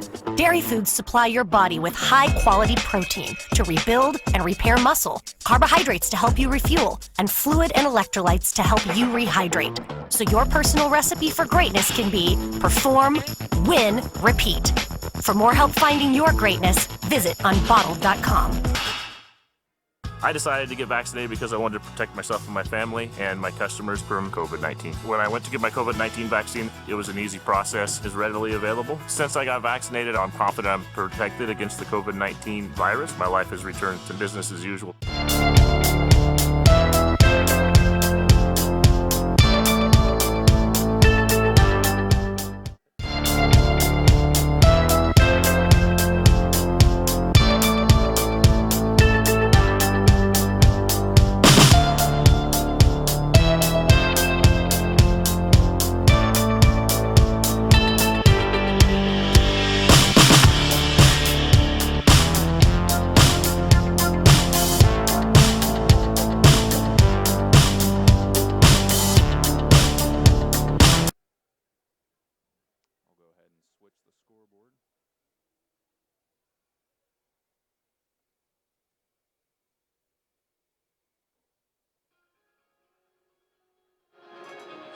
Welcome back, ladies and gentlemen, here to Moscow, Idaho, as we are broadcasting to you live from the Kibbe Dome. It's, as always, I'm Garrison Hardy, and with me in the booth, Jason Hanson, the coach. And Jason, boy, you were fired up before we went to break. I got to tell you, I love playing in here. I love announcing in here, don't get me wrong, because it always feels like it's sunny and 65, and there's no smoke for those of you who've been up north, and you have to deal with the smoke, and sometimes we get to do smoke games in here. But it's right next to the big game. The Milk Bowl is next weekend. I saw the green trophy down there, in the Ty Jones's crew has got somebody here to represent that. And I bring that up simply because that I have played two championship games in this wonderful facility, but unfortunately we did not win the games. And so kind of one of those where it's just so interesting to get into that locker room and how guys have talked up their crew the whole year. We have two awesome teams, two teams that have been deep in the playoffs before. Just doing a little research for this game. Dietrich was last year's champion. It looks like that they are going to fall to Cary. I don't mean to wish ill on them, but they're down by 34, so they got a lot of work to do before the end of the game. So Cary is up 54-20 in Holt Arena right now in the South. So it looks like Cary's going to advance. Cary last year lost to Dietrich, so that's a rematch from last year. And then Kendrick, their season came to an end, if you're a Kendrick fan, a week early. So it's one of those where they had lost to Cary last year 40-16 on this field. And so it's really one of those where they would love a matchup. And, of course, Castleford's like, wait a minute, guys. That might be your dark horse stuff. Like, why aren't you talking about us? The Wolves have had an excellent season, as we mentioned, 9-1. The only team that they've lost to is Cary. So it's just going to come down to the last little bit here. And as a coach, you know, all those wind sprints and all those late night liftings that your guys did all summer long, this is the reason why right here. Just simply because you have two programs, two awesome places matching up here, and there's not going to be any environment other than a wonderful dry environment for your guys. You just got to dig deep now, and those moments are going to last forever. Not to make it bigger than what it should be, but you win one of those blue trophies in Idaho, man, there's nothing beats that. Both teams are now making their way back onto the field. And before we get started here in the second half, let's kind of recap what happened in that first half. Now, Jason, the pace of the game kind of took a turn for the defensive as we got towards the near of the first half. It started out with both offensive scoring 2 touchdowns each in the first quarter. Most of it was down on the ground. For Kendrick, Ty Kep was able to get things going through the air as we closed in on halftime. And the thing separating the two teams is the 2-point conversion. The Wolves have been much more efficient on that end, converting, I believe, 2 more. I'm horrible at math, Jason. Don't quote me on this. But nonetheless, the Wolves have a 2-point advantage, 22-20. And Jason, kind of talk about how things changed a little bit, how the defenses started catching up to the offense, and how that's going to key in here on the second half. Well, we kind of talked it off with the kickoffs where Castleford won the flip and they wanted the ball, which is kind of an indication that they saw some stuff that they thought they could attack, which they did. They came right down the field, methodically score. And then, as you mentioned, apparently Kendrick saw some stuff too, because they went down like a lightning bolt and scored. And so it's really one of those things where they kind of felt each other out. What are your go-tos? What do you think are some matchups? We've seen Fisher over the top over the Kendrick's Hunter Taylor for a big pass play. So there's just some matchups that they thought they liked. Now you've been able to see each other. You've been able to match up against each other. The kids know each other's speed and who can get to the outside and who can't. And so now it's going to be one of those, what else you got, right? It's really one of those where I think that's where we started. We started fast, and now we kind of got into a little bit more of a grind because now the defenses have caught up, and now it's going to be interesting to see what's on the back of that play sheet that you liked, you've been able to hit with, the kids are comfortable with, but it's really one of those things where what do you think you can strike with that is in the same vein, so it's not some kind of exotic thing that you haven't been doing all year, but it's one of those things where you think you can come to. So it's going to be a race to the finish here, and like you said, those extra points, simply because the fact that the Kendrick wasn't able to score on a number of theirs, and Castleford only missed on one, and so it's really one of those. That's the difference. I mean, we're chasing that, and it's hard to catch up with those as you get into this. Now, Kendrick gets the ball first, but we've also seen the special teams play by both teams be outstanding. Cover teams, kickoff guys. So it's going to be interesting to see, okay, what are you going to go to as we see Coach Hobart kind of talking to some of his guys like, okay, this is where we think we can put the ball. The ground's going to be pretty hard. It's going to be, football, that oblong little pigskin's going to be in play here. Who can get an extra touch? Does Kendrick really kick something that's deep enough for them to return, or does they put something squirrely on the ground and see if they can't get an extra touch? And speaking of Kendrick, we'd like to thank another one of our sponsors, Pacific Northwest Farmers Co-op. They're a proud supporter of the Kendrick Tigers. Our family of farmers is proud to serve only the best to dinner tables around the world. Pacific Northwest Farmers Cooperative, at your service. Contact them today at 208-285-1141 or visit them online at pnw.coop. Go Tigers! And then for Castleford, Kelly Oil. Since 1969, Kelly Oil in Buell has been the area's most trusted provider of farm and home delivery of gas, non-ethanol gas, diesel, and heating oils. You name it, they've got it. They can deliver in cases, buckets, drums, even in bulk. If you don't have one of their fuel cards, go on in and see them at 1313 Main Street in Buell, or give them a call at 208-543-6192. Carl, Donna, and Craig Kelly want to wish the Castleford boys good luck in the tournament. It's going to be a fantastic finish. I hope I didn't misspeak there for the fans. The Kendrick Tigers should be getting the ball here, but it's going to come down to who's going to onside effectively, who's going to put the ball in a squirrely position to be able to get an extra touch. So Kendrick should get the ball because Castleford has got to kick off.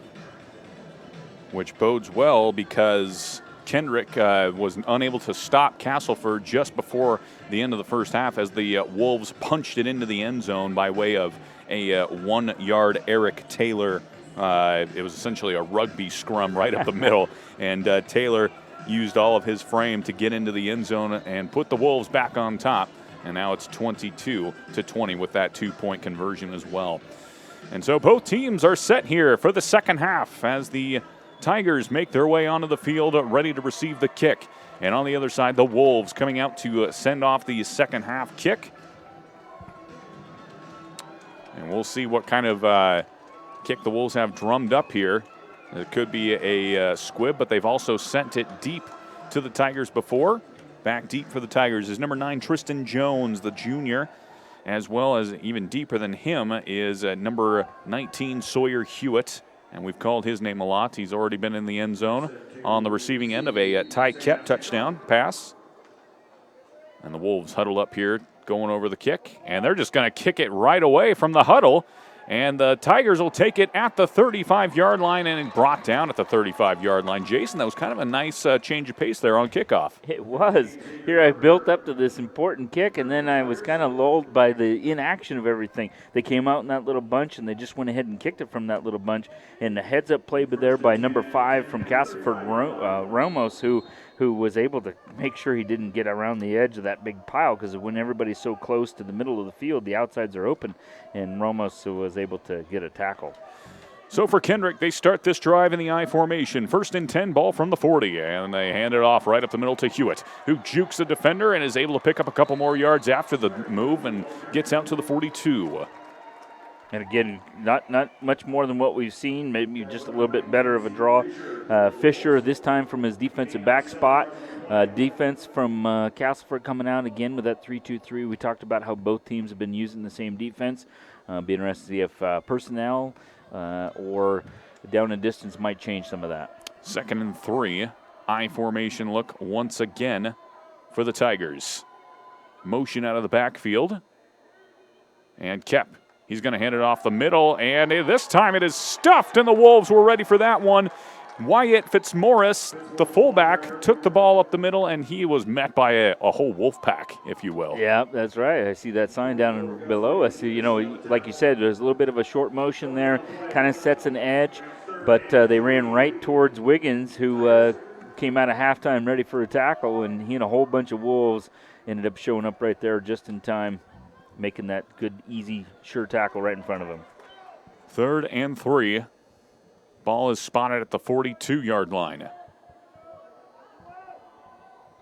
Shotgun look here for the Tigers. One receiver on the near side of the field. Kep, he's going to keep it himself, go right up the middle, and spins forward, and he's brought down close to the first down marker. We'll see what the officials do here. They could give them the spot. And they do. It's a fresh set of downs for the Tigers. That being said, that defensive end from Castleford, Jose Alvarado, who came from his spot upfield and then around to make the tackle and make it, like you said, almost a stop. But Kep was able to get where he needed to get. So 1st and 10 here for the Tigers. 2 receivers to the far side. Shotgun set. Motion from the far side, right to left. They're going to give it to Hewitt on the sweep. He's got some blockers out in front of him, and he's able to get to the second level. But all in all, a good stop there by the Wolves, holding him to a gain of 3. Yeah, and this time it was number 10, Nunez, coming up, setting up that edge with Fisher on the near side. Again, kind of that probing the edges. We've seen that a couple of different ways, a couple of different times. Like we said, what are some plays that they have in their playbook with some motions, maybe some student bodies, which normally is from a bunch set or maybe something like that. But the defense has responded very well, not getting tricked by anything so far. 2nd and 6. Call it 7, actually. Motion from left to right this time. They fake it to Hewitt, and it's going to be a pitch play to Fitzmaurice, who gets to the near side of the field, had the sideline, and gets close to a first down. And Coach Hobart gets back in his history book, and they call that option, where the defensive end, Nunez, comes right up where he's supposed to be, and they just kind of had some blockers out in front, and they go old school, and apparently it still works, and they pick up that first down. Wyatt Fitzmaurice has 2 runs now on this drive alone. He hasn't had one all game up until that point, and he's got a first down on that carry. And the Tigers again moving the chains. Well, and both rosters doing a nice job of getting deep in that roster with some fresh bodies. So 1st and 10. Ball spotted at the 45-yard line. Motion from right to left. And they're going to go right up the middle again. Fitzmaurice, his third run of the drive, and he's able to pick up a gain of 3 on the play.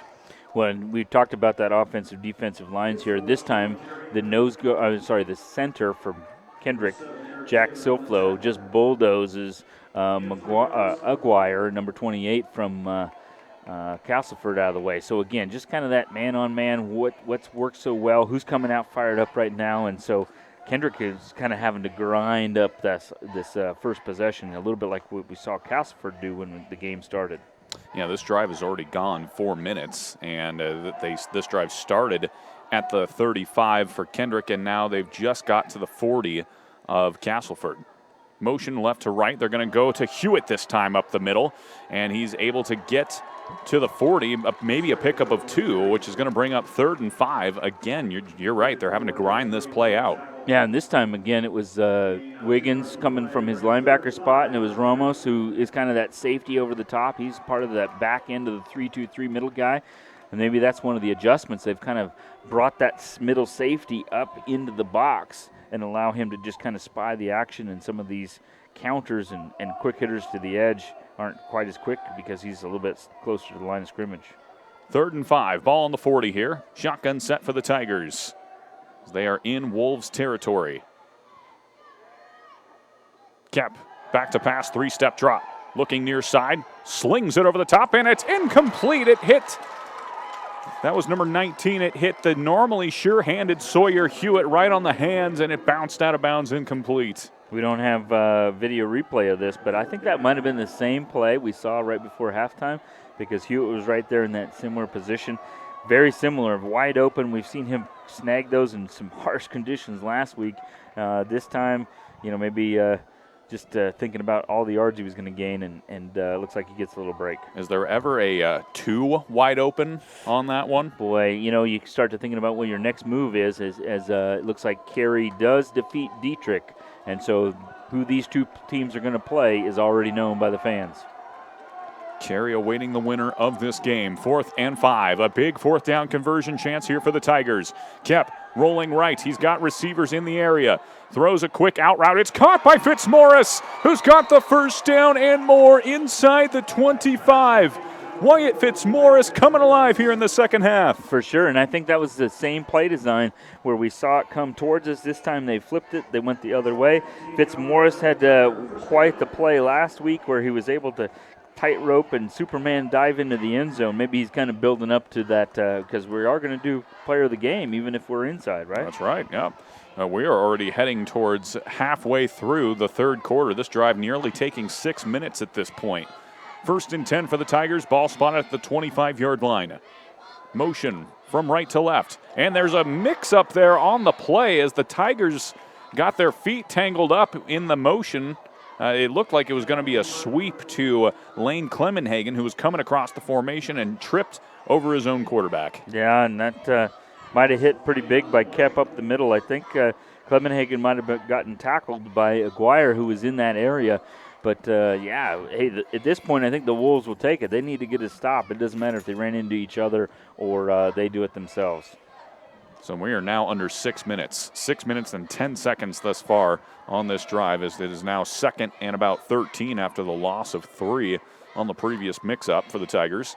Kep back to pass. 2 receivers going deep over the middle. He's got one wide open, but he can't get it to him. Slings it over the top towards the end zone, and it's incomplete. Boy, Ramos from Castleford, number 5. Talk about coming to life himself, where he's just making play after play. I thought that was an easy touchdown by Lane Clemenhagen from Kendrick, but Ramos was having none of it and just kind of got the back end of the ball, and the ball ends up on the turf after a big pass. And suddenly we're looking at 3rd and 13 for the Tigers. Remember that there's no field goals in this level of play, so they don't have to get all the yardage here on this 3rd down. If they could just make it 4th and manageable, that'll serve them much better. 3rd and 13, ball on the 28-yard line. Receiver in motion from right to left. That's Taylor. Kep, he has to step up into the pocket to avoid pressure. Throws a deep corner out towards the end zone. It's caught! What a touchdown reception! And there were those sure hands by number 19, Hewitt. Sawyer Hewitt, you mentioned it. He has great hands, and we've seen him before. This time he comes down with the ball and very emphatically says, "I can catch." And it looked like there was a little bit of a wrestling match, and the ball popped out really late. He was down. It was a touchdown, but it looked like it was one of those situations where he wanted to make sure the referee knew, but I guess it's all erased because we got a little bit of laundry. Jason and I were so excited by that play. We did not see holding on the Tigers. Unbelievable. The touchdown comes off the board. And Castleford's like, of course there was holding. What do you think happened? Great call. And so it looks like that, however, they haven't marked as third down. And so it was a third down play. That's right. So this is going to be third and it looks like 20 from where they've been backed up to. Really unfortunate for Kendrick, but they still got 2 downs to work with. Third and long. Ball spotted now at the 33-yard line. Kep back to pass. He's being pressured from the edges. He throws a deep post over the middle, and this one's intercepted. Very similar play design, and who else would you guess? Ramos comes into play again from his deep safety spot. This time that ball hung up there a little bit longer. The defensive pressure from the defensive line from Castleford seems to be getting a little closer and a little closer to Kep. This time he throws it a little bit too high. Ramos was right there, high points it before the Kendrick receiver was able to get it, and now they're back in business on offense, but they are pushed back to the 5-yard line of their own 5-yard line. This could just work out like a punt in theory. Obviously not what Kendrick was hoping for. And the Wolves start things off here with a run right up the middle, and it doesn't go anywhere. So it's going to be a 2nd and about 10, really. Yeah, and that's some of that adjustment right there. We've talked about Wiggins running it up the middle. This time they hand it to him, but there was a whole bunch of orange and black there for him as the defensive line wasn't having any of that. Third quarter now heading under 5 minutes here. 22-20, still the Wolves lead after that excellent defensive play. 3-3-2 defensive set here for the Tigers as they hope to stop the run here. And they'll go right back to it, are the Wolves, and they are able to get to the second level. But Kendrick stopping the run from getting anywhere near the first down marker. It's going to be 3rd and about 5. Yeah, and we talked about Jack Soflo as the center. This time from his nose guard spot, kind of gets blown back a little bit, but he's able to grab that shirt tail and holds him back just as a couple of his friends get him stopped for a quick down. So the Wolves come out 3rd and 5. Ball is spotted at the 10-yard line. I formation look here. You've got the big number 44, Gus Wiggins, in at fullback. Will they go to him? They don't. It's going to be play action. They've got a target deep downfield, and it's caught! Number 18. That's Ethan Rowland. Another deep play, and there's a flag. Unsportsmanlike conduct from Rowland there. It is a Saturday, but you can only do that on Sunday. He does a nice job. He does a great route. He looks over his right shoulder. It's not there. He looks over his left shoulder. It's on his inside. Reaches up, grabs it with both hands, comes down with a big gain, getting them out of the shadow of their end zone. However, when he jumps up, he gets a little too excited, and you can't be too emphatic with your first down here. And so get him pushed back, but they get to keep the first down, which Coach Lowry would like, and now Roland's going to have to kind of make up for it. But they lose the yardage, but it doesn't really adjust the chain. I'm sorry, the chains adjust with it, so that means it's still 1st and 10, not 1st and 20 or 25. And Roland got a little bit of a loving talking to on the sideline there. Coach has been there. He understands. Yep, he'll be back. 1st and 10. Ball on the 25 after the big catch from Roland. And Nunez tries to bounce this one out to the far side on a sweep, but he's not able to. Great containment and response from the Tigers. Yeah, we've seen that play hit. It's kind of that direct snap to Nunez, and he gets to have Alvarado and Taylor in front of him as blockers, but this time Kendrick was waiting for him out there and actually got him for a nice little stop.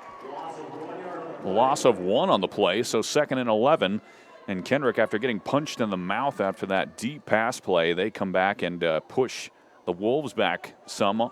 And that's been the calling card of this defense all season, is great outside containment, and they've done so today. 3:30 to go here, 3:38 rather, with the clock stopped. I formation here for the Wolves. It's going to be a pitch play to Nunez trying to go to the far side once again, and he's pushed back again. Yeah, we talked about in the first half that whole chess versus checkers thing. What are some plays that you can go to? We saw that big strike pass over the top, and now it's going to be a situation where they're going to have to come out with something pretty similar. They have all of these sweep plays pretty well dialed in. Roland is out of the sin bin. He's back into the formation, probably more than willing to have another catch to get that first down. The sin bin. Gotta love it. Gotta love it. Trademarked.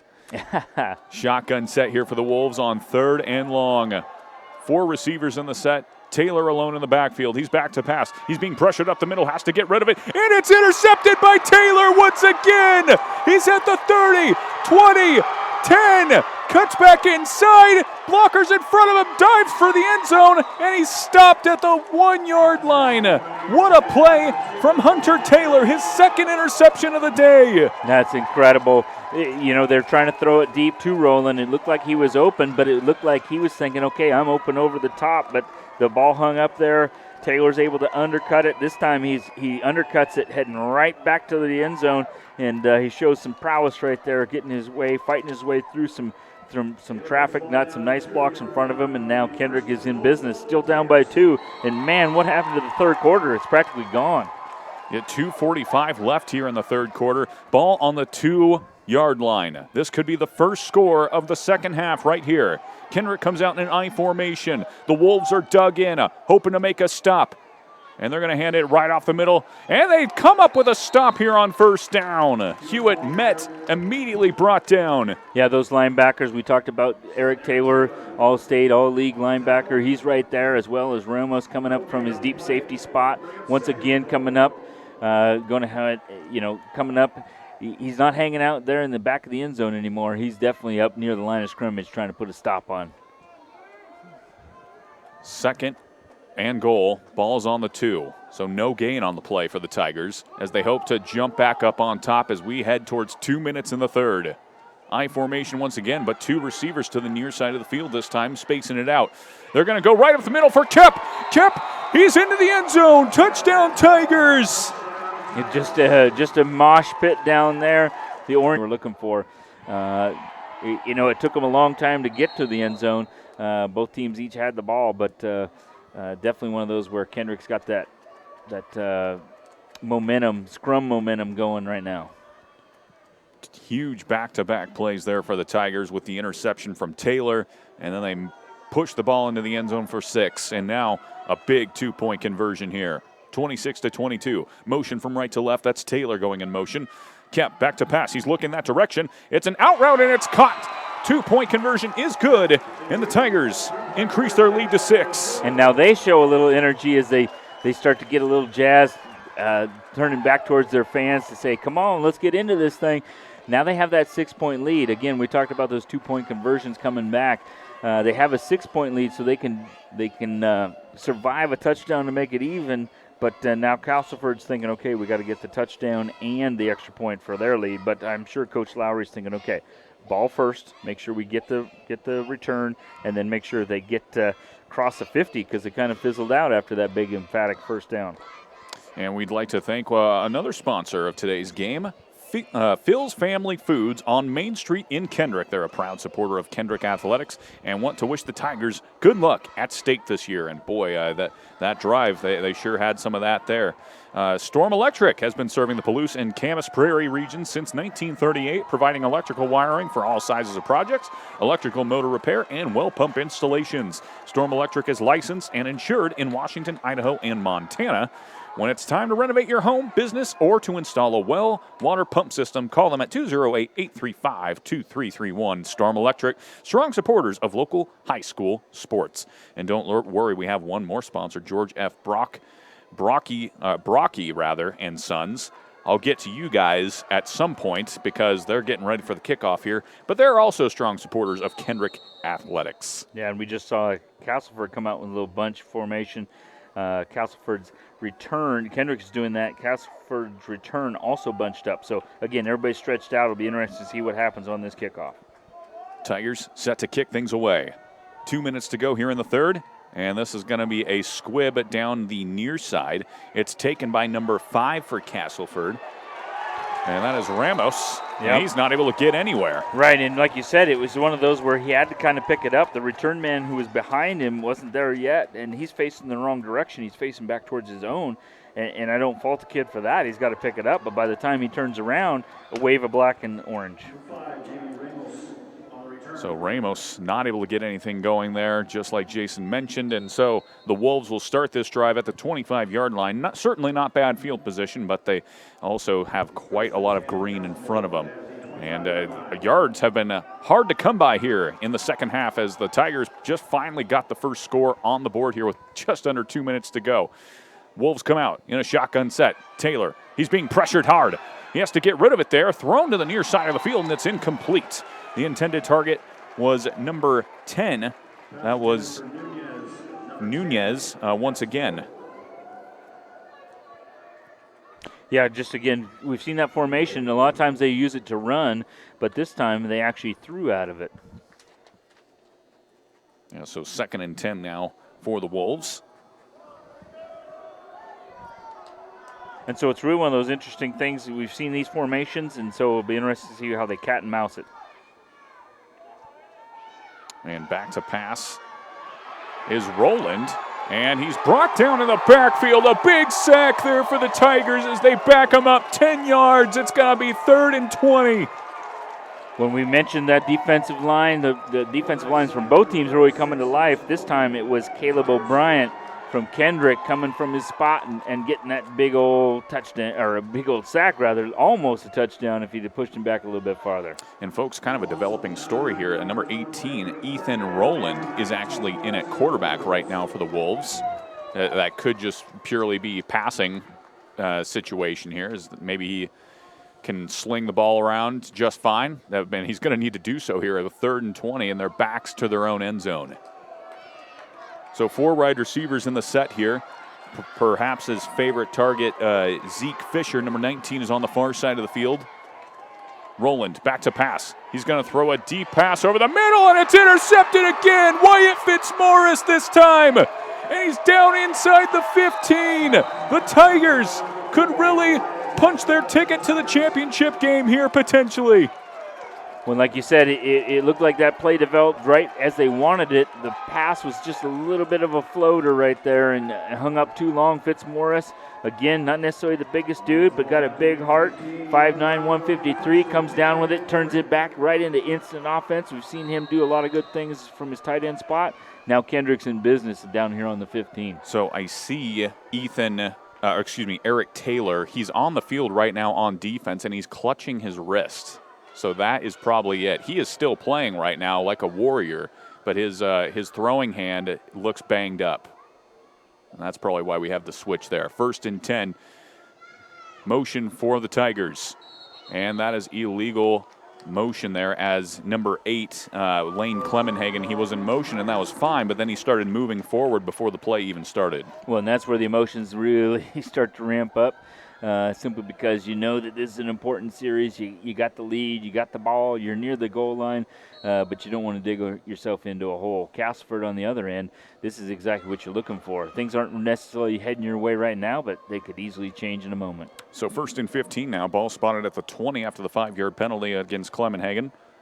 And the Tigers, shotgun set, exact same formation once again. However, this time, Kep's going to go right up the middle with it, and he's able to get some of that yardage back, pick up a 3.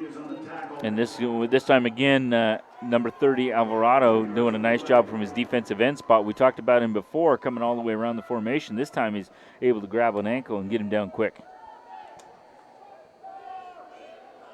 So 20 seconds left here in the third. It looks like the Tigers may just sit on it and let the clock hit 0, and that seems like that's what's going to happen here. And the Tigers, they will head to quarter number 3, or excuse me, the fourth quarter rather, with a 28-22 lead. And folks, we're going to take a quick break on that note and thank one of our sponsors. We'll be right back here on IdahoSports.com. The chemicals and health problems everyone's talking about. That's why thousands of teens are ready to take back their life their own way with My Life, My Quit. When you sign up with us, you'll get a free and simple quit plan that makes it easier to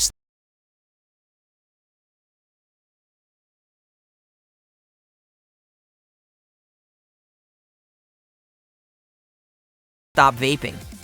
Visit mylifemyquit.com or text StartMyQuit to 36072. A hit in the morning, another between class, after school, and more before bed. Vaping sucks you in quick. Not to mention all the chemicals and health problems everyone's talking about. Welcome back, ladies and gentlemen. You're listening live to Kendrick versus Castleford. Sheesh, forgot the name for a second there. 28-22. Heading into the fourth quarter, Kendrick has a chance to go up by 2 possessions here. If they're able to punch it in, they're in Wolves territory. And now Castleford's defense, they need to make the stop of the year right here. Yeah, exactly. We talked about it right as we came out of halftime. All of those things you did build up to this moment right now. As we mentioned, those guys got to dig in, right?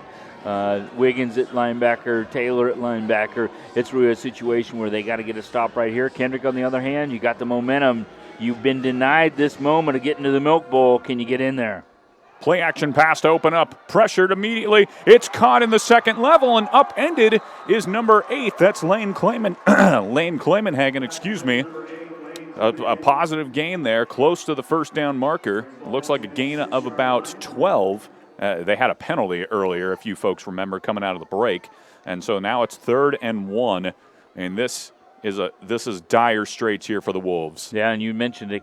Kep was being pressured heavy by number 30 again, Alvarado, from his defensive end spot, but he's able to get the ball where it needed to be. Now you got to get dug in here. Maybe it's going to be a run play. Shotgun set here for the Tigers.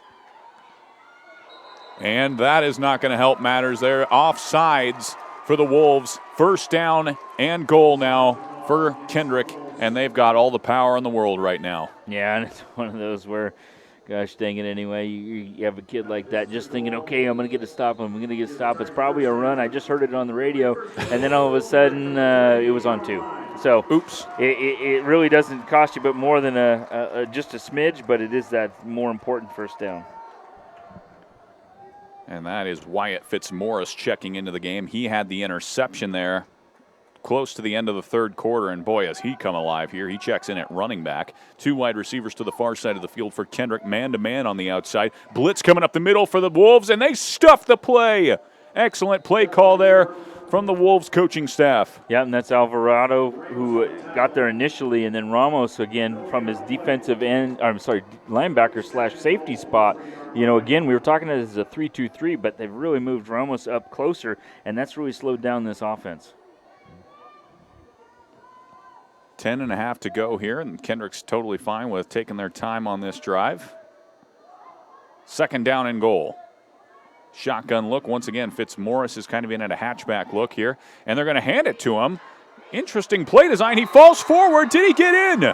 Touchdown, Kendrick! Kind of turning into the half of Fitzmaurice here a little bit, where he is stopped initially, but he's able to kind of pile over people. I don't know if he was laying on top of the defender and wasn't down, but Eric Taylor's like, wait a minute, I had him stopped, but Fitzmaurice was laying in the end zone. At least his arm was laying in the end zone. The ball was in the arm, so a touchdown, Kendrick. Couple of big plays from Fitzmaurice on back-to-back drives. He makes the interception to really potentially snuff out the hopes here of the Wolves, and then he punches it into the end zone right here. On top of that, on the drive previous in Kendrick's touchdown drive, he had numerous first down carries. Like you said, the half of Fitzmaurice. We'll see what he does here as he's lined up at fullback here. I formation for Kendrick. Play action pass. Kep looking to the corner. He's going to have to roll to the left, being pressured from behind. Slings it over the top, and this one's intercepted. So that'll be no good there. And actually, that's a big play there for the Wolves. Is now they're down 12. They just need 2 touchdowns here. If they've got 10 minutes to work with. It's not like the game's over. Correct. It feels a little bit like some of the emotions are out of it. Again, it's one of those where you got to build back up after all of these big, heavy blows. But it's one of those where, like you said, Ramos had the interception right there, and it's going to come down to those extra points. Simply because you got to get to 12, and you're going to have 2 opportunities with those touchdowns to get a lead, simply because of the fact that Kendrick wasn't able to get their extra points. And so, again, Coach Lowry over there is getting his guys all fired up and saying, okay, we got to get the ball first because Kendrick's going to have some kind of wonky onside kick, and then we got to make sure we turn that into instant offense and head north-south. We've seen Roland and some of the return guys getting turned and heading towards sidelines into the end zones. And so it's really one of those things where they got to get going because, like you said, lots of time. There's lots of time. You just got to make sure you're productive with the time you have left. So 34-22, the lead here for Kendrick as they come out set to kick things off. And we would like to thank our last Kendrick sponsor, George F. Brocky & Sons. It's a fourth-generation family business that has been pricing quality peas, lentils, garbanzo beans, Austrian winter peas, and rapeseed for over 65 years to north central Idaho and southeast Washington. These products are cleaned and then shipped under the top-notch and sun-dried brands to nearly every continent on Earth. And I'll read the rest of this ad after this kickoff here from Kendrick. Tigers sending it away. And this one's a pooch right down the middle. It's taken at the 35. It's out to the 40 and brought down at the 41-yard line, and that's where the Wolves will take over. These products are cleaned and then shipped under the top-notch and sun-dried brands to nearly every continent on Earth. Our worldwide customers have come to expect quality products in every shipment. At George F. Brocky & Sons, we build relationships with our loyal customers to help maximize yields and ensure quality. Stop by our facility in Kendrick to say hello, and as always, go Tigers. And they got to be happy with the score right now, our Brocky & Sons. Yeah, little short kick. Alvarado picked it up. Hewitt made the tackle, and Castleford's back in business. 1st and 10, ball on the 41 as Taylor, he's going to give it a go. He throws a deep pass over the top, and this one's intercepted. The Tigers could have just stamped their ticket to the championship game. Jagger Hewitt makes the play. And we've seen that play hit for Castleford. It was just essentially out, Roland over the top. The ball just hung up just a smidge. Eric Taylor's being consoled by his friends, and Taylor looks like more like, hey, guys, we just got to play some defense now. We just cost some yards, but it was good as a punt. But it's really one of those where excellent play by Hewitt right there coming up with the ball. It wasn't a 50-50 ball this time, sorry. But it was definitely his, and Roland just had to make the tackle. 9:55 to go here. And for those of you wondering about Taylor, it looks like his hand is banged up, and he's going at it like a warrior, trying to give it his best. He's in on defense right now at corner, but he has not been looking the same on the last couple of drives as Kep gets the ball, keeps it himself, goes right up the middle for a first down, and Kendrick really wants to end things right here. Yeah, and that offensive line just blew open a huge hole. Kep ran right through it, got the first down, and then they got him down there. It wasn't a big gain like it was last time, but definitely that offensive line from Kendrick really doing their work. So 1st and 10 after that opening carry. Ball is on the 40. Pickup of 12. Shotgun set here for the Tigers, one on either side. Kep has two backs flanking him. One of them moves up into a hatchback set. He takes the snap. He's going to hand it off to Fitzmaurice. Fitzmaurice, he's got the edge. He's at the 50 and more, and he's brought down after a gain of 15. The half of Wyatt Fitzmaurice continues. Oh, man, that guy just bouncing off some tacklers. His buddies go over there, give him a big old slap, saying good job with a grin. And again, first down. Castleford's got to dig in here. They can't just let this all chip away. This run game is going to eat up that clock that they need. 1st and 10 now, and like Jason mentioned, the clock is ticking away, so Kendrick is going to slow the pace here as we roll under 9 minutes, 34-22. Game still not yet decided, but it's looking very favorable right now for Kendrick as Kep fakes a handoff and runs to the right side, and he gets to the second level, but not much further. He's maybe able to pick up 3, so it's going to be 2nd and 7. Yeah, and there's some good Castleford defense right there. They've seen that play a number of times. This time they get it stopped, and it ends up in a big pile. Good sportsmanship late here in the game where orange shirts and white shirts are helping each other up off these piles. And they're trying hard, but they also want to be good sports about it. So it's definitely one of those where tick, tick, tick. Now we're under 9 minutes, almost under 8 minutes, and Kendrick has slowed down their pace. Kendrick very much in the driver's seat of things as it stands. 2nd and 7. Shotgun look for the Tigers once again. They'll likely keep it on the ground, though, and Castleford realizes this with set 6 in the box and man-to-man on the outside, and there's a flag on the play. It looks like the center and quarterback had some miscommunication there. And was it a timeout first or There's some talks going on here with the officials. We'll see what the call is.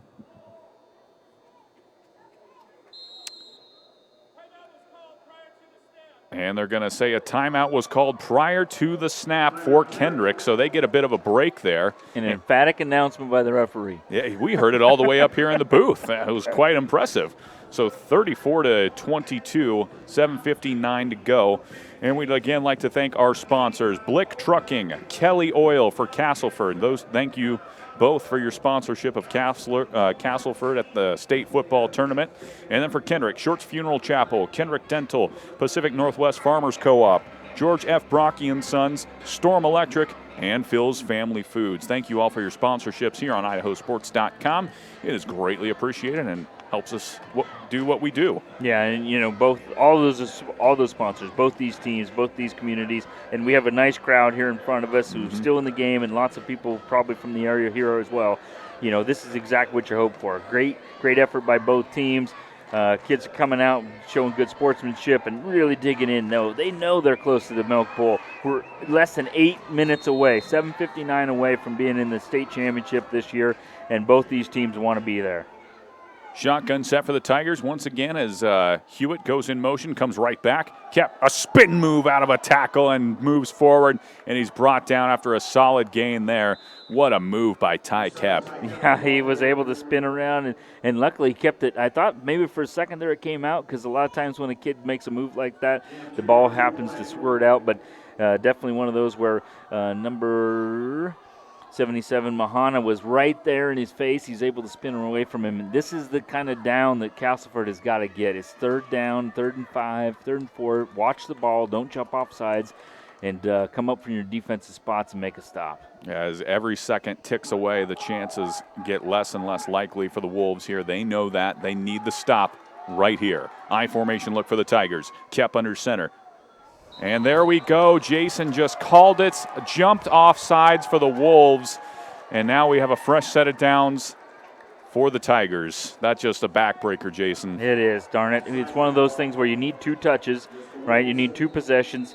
One of those where a lot of the linebackers are coming up and telling the defensive line, defensive ends, hey, we're going to do this, we're going left, you go right, and lost focus for just a smidge, and you get the free first down. And, again, that's well-oiled machine by Kendrick right there, knowing what the snap count is. I formation once again. They're going to go on 1 this time. They hand it to Hewitt out of the backfield, number 19. He's able to pick up a couple there, and now they get to waste another minute or 2 off the clock here over these next couple of plays. Yeah, and Coach Hobart's doing a nice job here just slowing things down. His kids are still staying focused. We saw this last week with Horseshoe Bend when things were kind of mucky at the beginning of the game. They kind of went in these really slow, methodical offensive drives that really chewed up clock. And then that night, they wanted to be sure with the ball. Tonight, they just want to be sure with the clock. 6:19 to go here. 2nd and 7, we'll call it. I formation look. Everybody's in on the box this time from Castleford. They're just sending the house, and they do. It's a sweet play to the left off to the toss. Hewitt, he finds a crease. He's in the second level, and he's brought down from behind. A first down run there from the Tigers. And that was a big play there. It was a big play, and really one of those things where, too, Eric Taylor made a heck of a play. And the Kendrick guys were out there trying to console him a little bit, between the emotions of the game, which kind of run hot when this is happening, and it's really disappointment because the fact that they did get that first down they were looking for. But to Castleford in the shadow of their end zone now, 5:40 left. Kendrick again coming out of their offensive break really slow. Again, kind of like molasses, if you will, in November. 5.5 minutes to go. 1st and 10. Kep keeps it himself and falls forward for a pickup of 3. And that has just kind of been the mo of this offense on this drive, just time wasting. And on the sideline for the Wolves, he's Eric Taylor, the senior quarterback, all-state quarterback and linebacker. And you can just he looked pretty. He looked upset, Jason, as he made his way off the field. And he knows things are ticking away here, and he's given it. He literally gave his body for this game, and that's what we love about the sport. As the Tigers go right back to the ground once again, Hewitt, and he's stood up after a pickup of 2. And it's going to bring up 3rd and about 3 for the Tigers. Well, and that being said, Castleford definitely digging in here. They know that this is important, and it's starting to turn into a pride situation here. We're not going to give up an easy touchdown. And so as much as it is slipping away, they're still coming up there, giving good hard tackles, everything within the legal bounds of the game. But they definitely have to get this stopped. And I think a couple of them are saying, watch the ball. We're not going to jump off sides this time. As if they can get this stop, they could at least get one more possession. Yeah, we're heading towards 4 minutes here, so they would need a very quick strike, which they're capable of doing. And back to pass is Kendrick trying to go over the top, and Kep escapes somehow. He's got a target in the end zone, and it's caught. Touchdown! The Tigers are going to the state championship game. Yeah, it's a tale of two cities right there. Orange and black, super happy with what happened right there. Kep playing way beyond his years. He's only a sophomore, for gosh sake, but he's got a whole wolf pack of people running around after him, trying to tug on his jersey, trying to get him down. That being said, Castleford was right there a couple of times, but because they had sent so many, that third receiver was wide open. Wide open indeed, and that was the easiest touchdown catch he's had this season potentially. 3:56 to go, 40-22 now the score, and the Tigers hoping to add 2 more here. Back to passes kept, a little rub route there, and it's incomplete. Excellent coverage there from the Wolves, who made immediate contact on that hit as soon as the ball touched the receiver.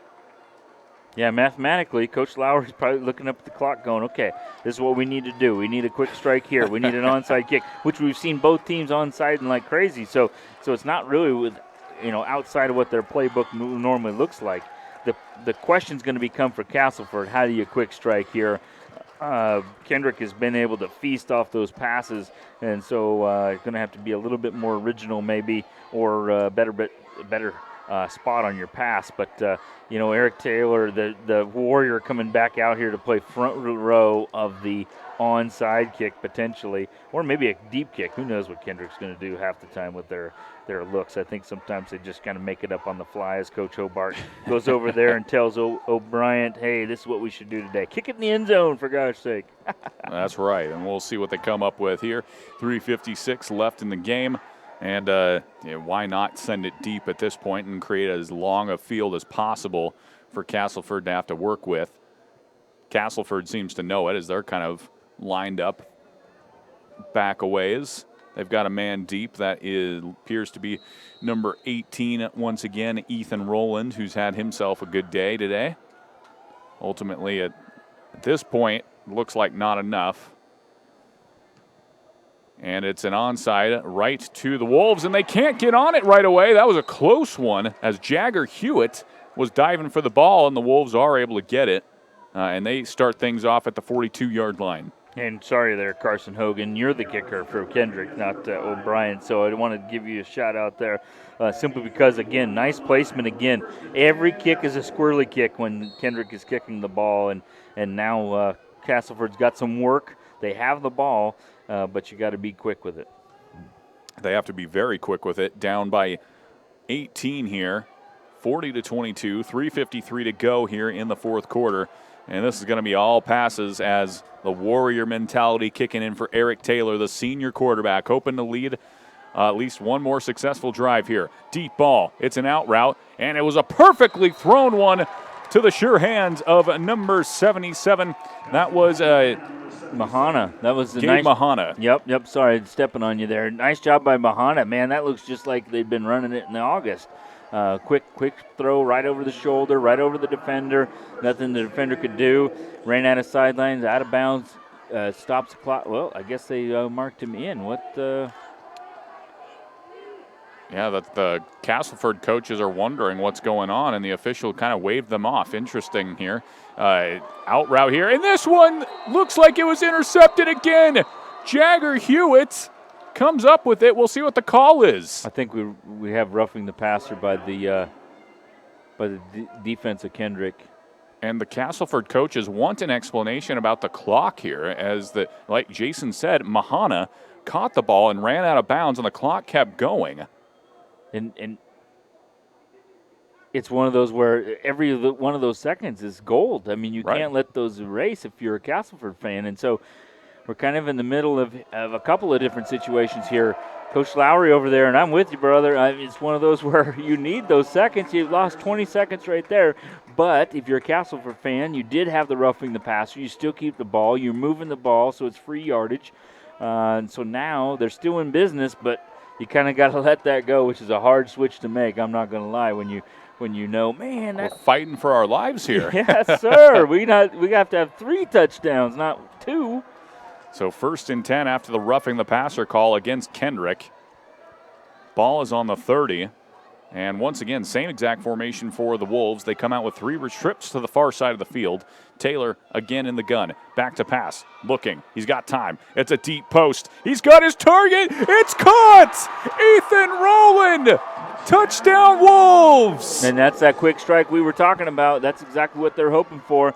It's one of those where the defensive pressure was there. The defensive backs were near, but perfectly thrown ball. And, Jason, you got to wonder if those 20 or so seconds that rolled off the clock there, if that'll come into play as we get closer into this game. Maybe the Wolves are able to get an onside here, and after this 2-point conversion, we'll see. 3:17 here, 40-28, 2-point conversion pending. And they go right up the middle to Gus.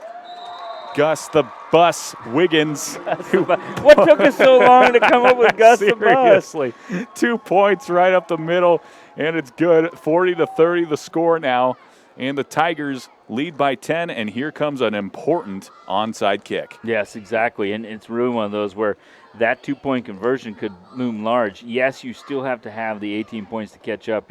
16 won't do it, but meaning 3 touchdowns. But at the same time, if you can bank one of those 2-point conversions, it puts a lot of pressure on Kendrick. We mentioned that a lot of their guys are younger. They've been in this situation. They've played in these moments.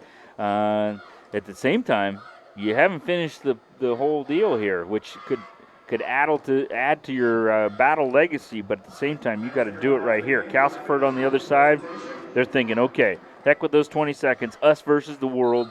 We got to get this, probably have to get this onside because you got to have 3 touchdowns. That's right. 3:17 left here in the 4th. Kendrick coming out to receive the kick. We'll see how they line up here, as well as the Wolves and what they come up with. They had that interesting huddle kick where they sent the entire kickoff coverage right down the middle. We could be looking at that here as they're lining up here. All of them right at the 45-yard line in the middle. Right, both teams have bunched up near the ball. And here we go.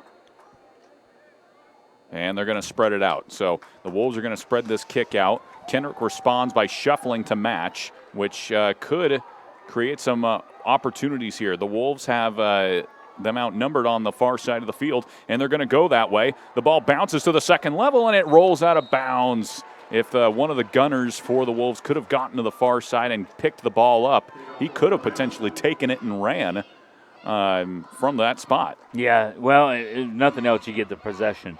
The main thing is that you're right. If he kicks it a little bit slower, at the same time, maybe they would be able to follow on it. So it's a little bit of a math game. But definitely, I like the idea. You showed one look, give them something else to think about. I was going to say, too, both these teams have grass fields, so you don't get the chance of really practicing your onside, even though we've seen them in bunches. Kendrick now got to make sure you do your work, make sure you're secure with the ball. The whole place knows you're probably going to run it, so you better make sure you can keep it when they're trying to rip and strip it. 1st and 10. This could be it right here. Kendrick. They go on the ground, obviously, keeping it, and that is Hewitt out of the backfield who gets to the second level and is cut down for a solid gain of 5. And the thing to remember here with the Wolves is they do have all 3 timeouts plus the 2-minute warning. Kidding. So they've got 3 timeouts to work with. Yeah, and I was just going to say, too, that 3-2-3 look is still in play. They've just moved everybody up near the line of scrimmage. We've talked about Ramos coming from his safety spot. We have Taylor still in there. We have Wiggins, Gus the Bus in there. Everybody's near the line of scrimmage. It's going to be a scrum. 2nd and 5. I formation look as Kep surveys the defense. And they're just letting as much time as they can off that clock before they take the snap. Linebackers are showing pressure. And it's a rugby scrum up the middle. So Hewitt finds it.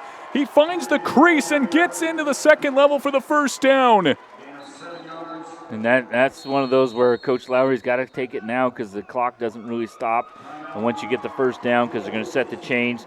But that's where Coach Hobart's play sheet's really coming into play, where he's just able to get those big yard plays, ground and pound, old school Kendrick stuff from way back in the old days with Davey Steele and Kevin Driscoll. I mean, they probably were doing it when Columbus got here, just ground and pound. Man, 1492, Kendrick pounded the no. Yeah, that's true. That's true. 40-30 the score, 2:24 remaining, and Kendrick is just going to milk this clock for all they've got. And now the timeouts will be taken here from Castleford. Again, one more time, thanking our sponsors. First for Kendrick, George Funeral Chapel, Kendrick Dental, Pacific Northwest Farmers Co-op, George F. Brocky and Sons, Storm Electric, and Phil's Family Foods, as well as for Castleford, Blick Trucking, and Kelly Oil. Thank you to all of our sponsors for sponsoring what we do here on IdahoSports.com and supporting your teams and communities. And again, Jason, we mentioned a great turnout earlier, especially for Castleford. Not a solid group here, and then Kendrick as well. The fans here supporting their teams.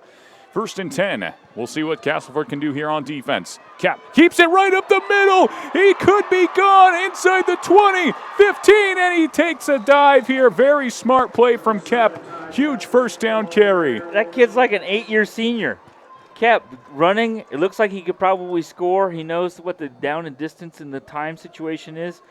Just goes into second base, takes a slide. From Castleford's perspective, everybody's up there. Everybody knows what the situation is. They got to get a stop. Kep's just able to pick his way through the crease and get that green grass. And now the clock is definitely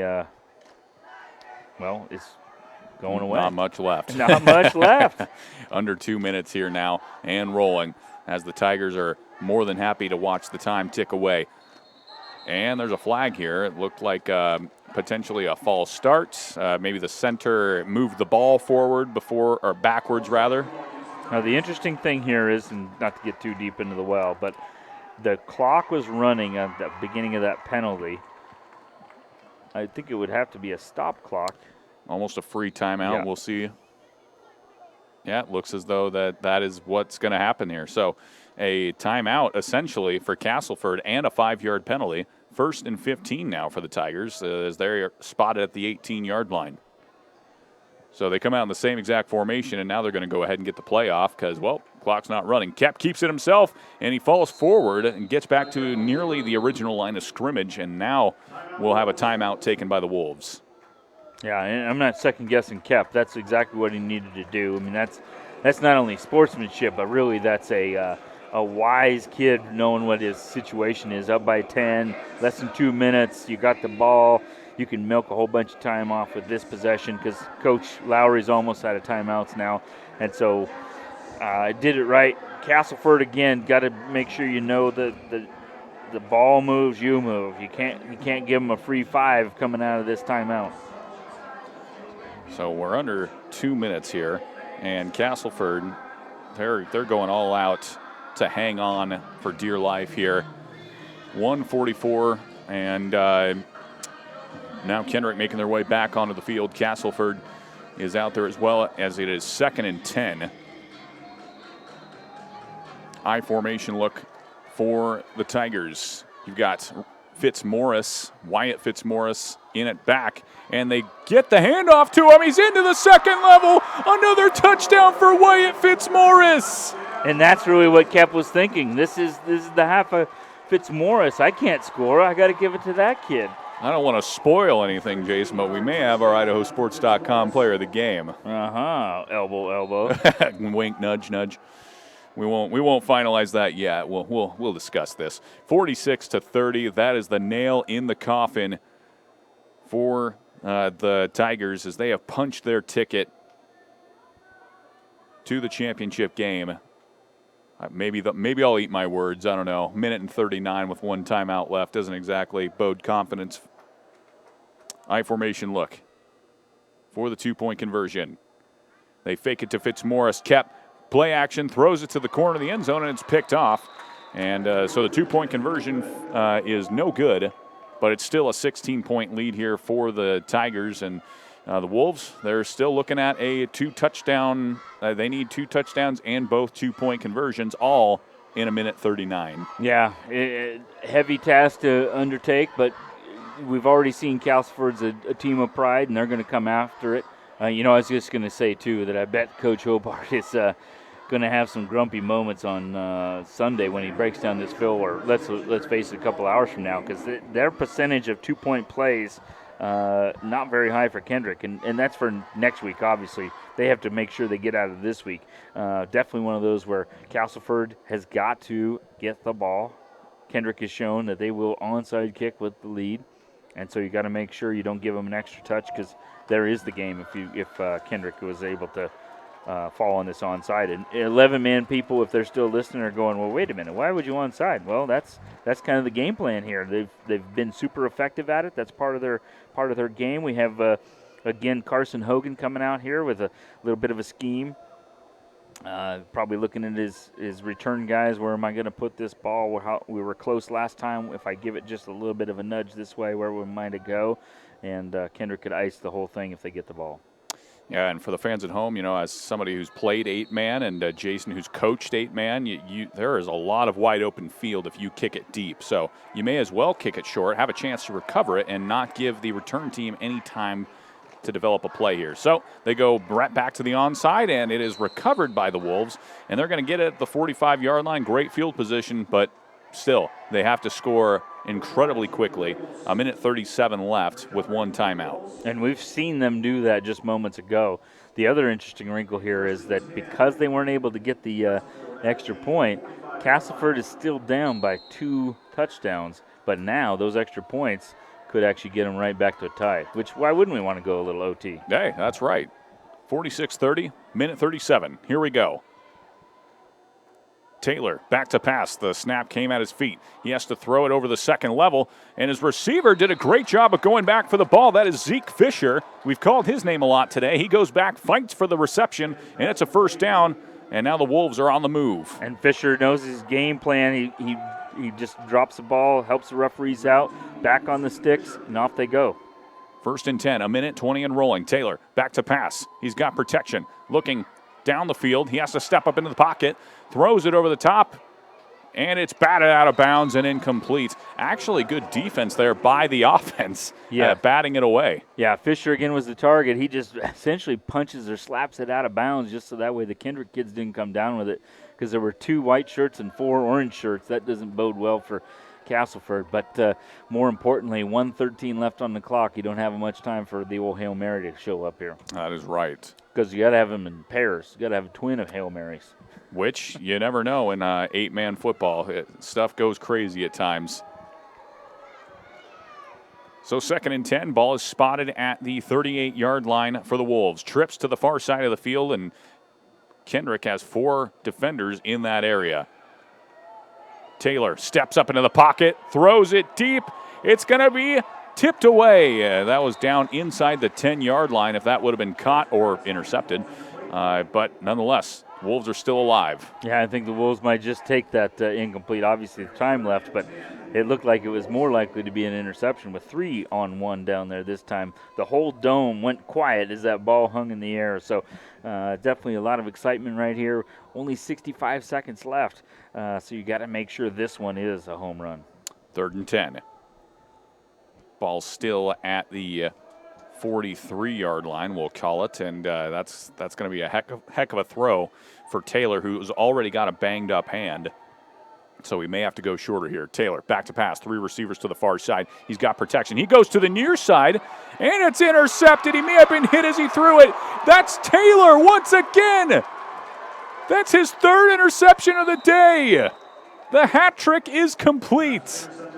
Yeah, again, another sophomore, another young Kendrick kid. We talked about all their experience and all of that, and it's one of those where they don't play like young kids. They play like they've been here before, and you're right. It's definitely one of those situations where because of the defensive line pressure, the ball hung up there, Eric Taylor kind of threw it like a punt, and it really ended up where he just kind of threw it straight up and wasn't able to get it where it needed to be. That ball hanging up there just long enough for Hunter Taylor to run underneath it, and he was able to just kind of do what he needed to do with it.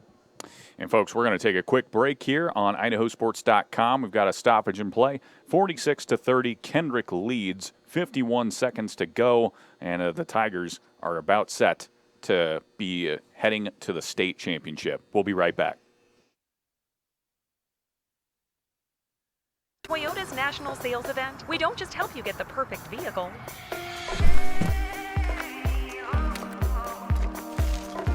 We're here to open new doors that lead to your road to greatness.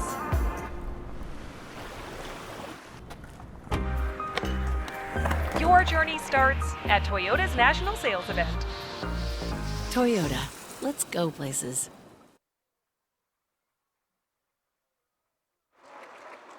Welcome back, ladies and gentlemen. We had a Castleford player who is being helped off the field. Coming up a little gimpy, that is Gus the Bus Wiggins. And hopefully we get to see him back here, but there's only 51 seconds, so that could very well just, they could just retire him. And Kendrick comes up to put the icing on the cake with the victory formation. This is something every coach wants to see, assuming you're on the winning side.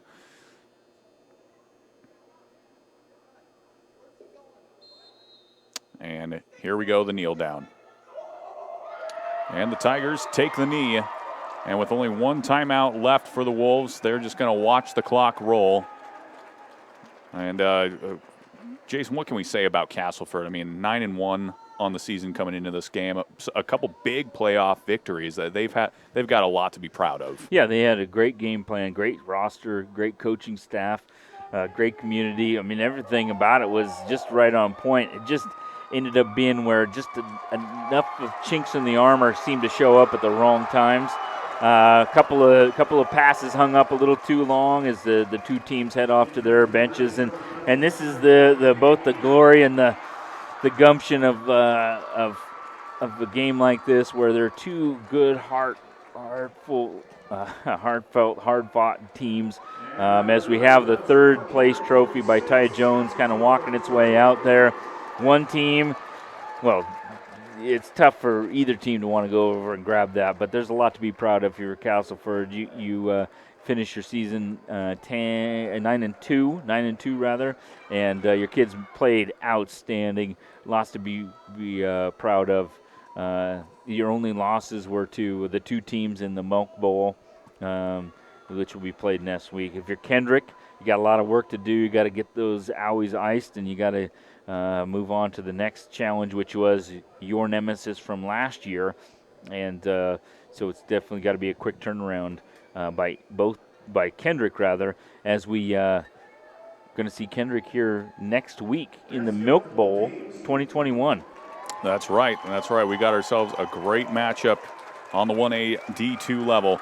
Folks, we're going to take a very short break here because we got to come back and go over the IdahoSports.com player of the game. Jason and I have a lot to discuss. He probably wants the offensive line to get it, but we'll see.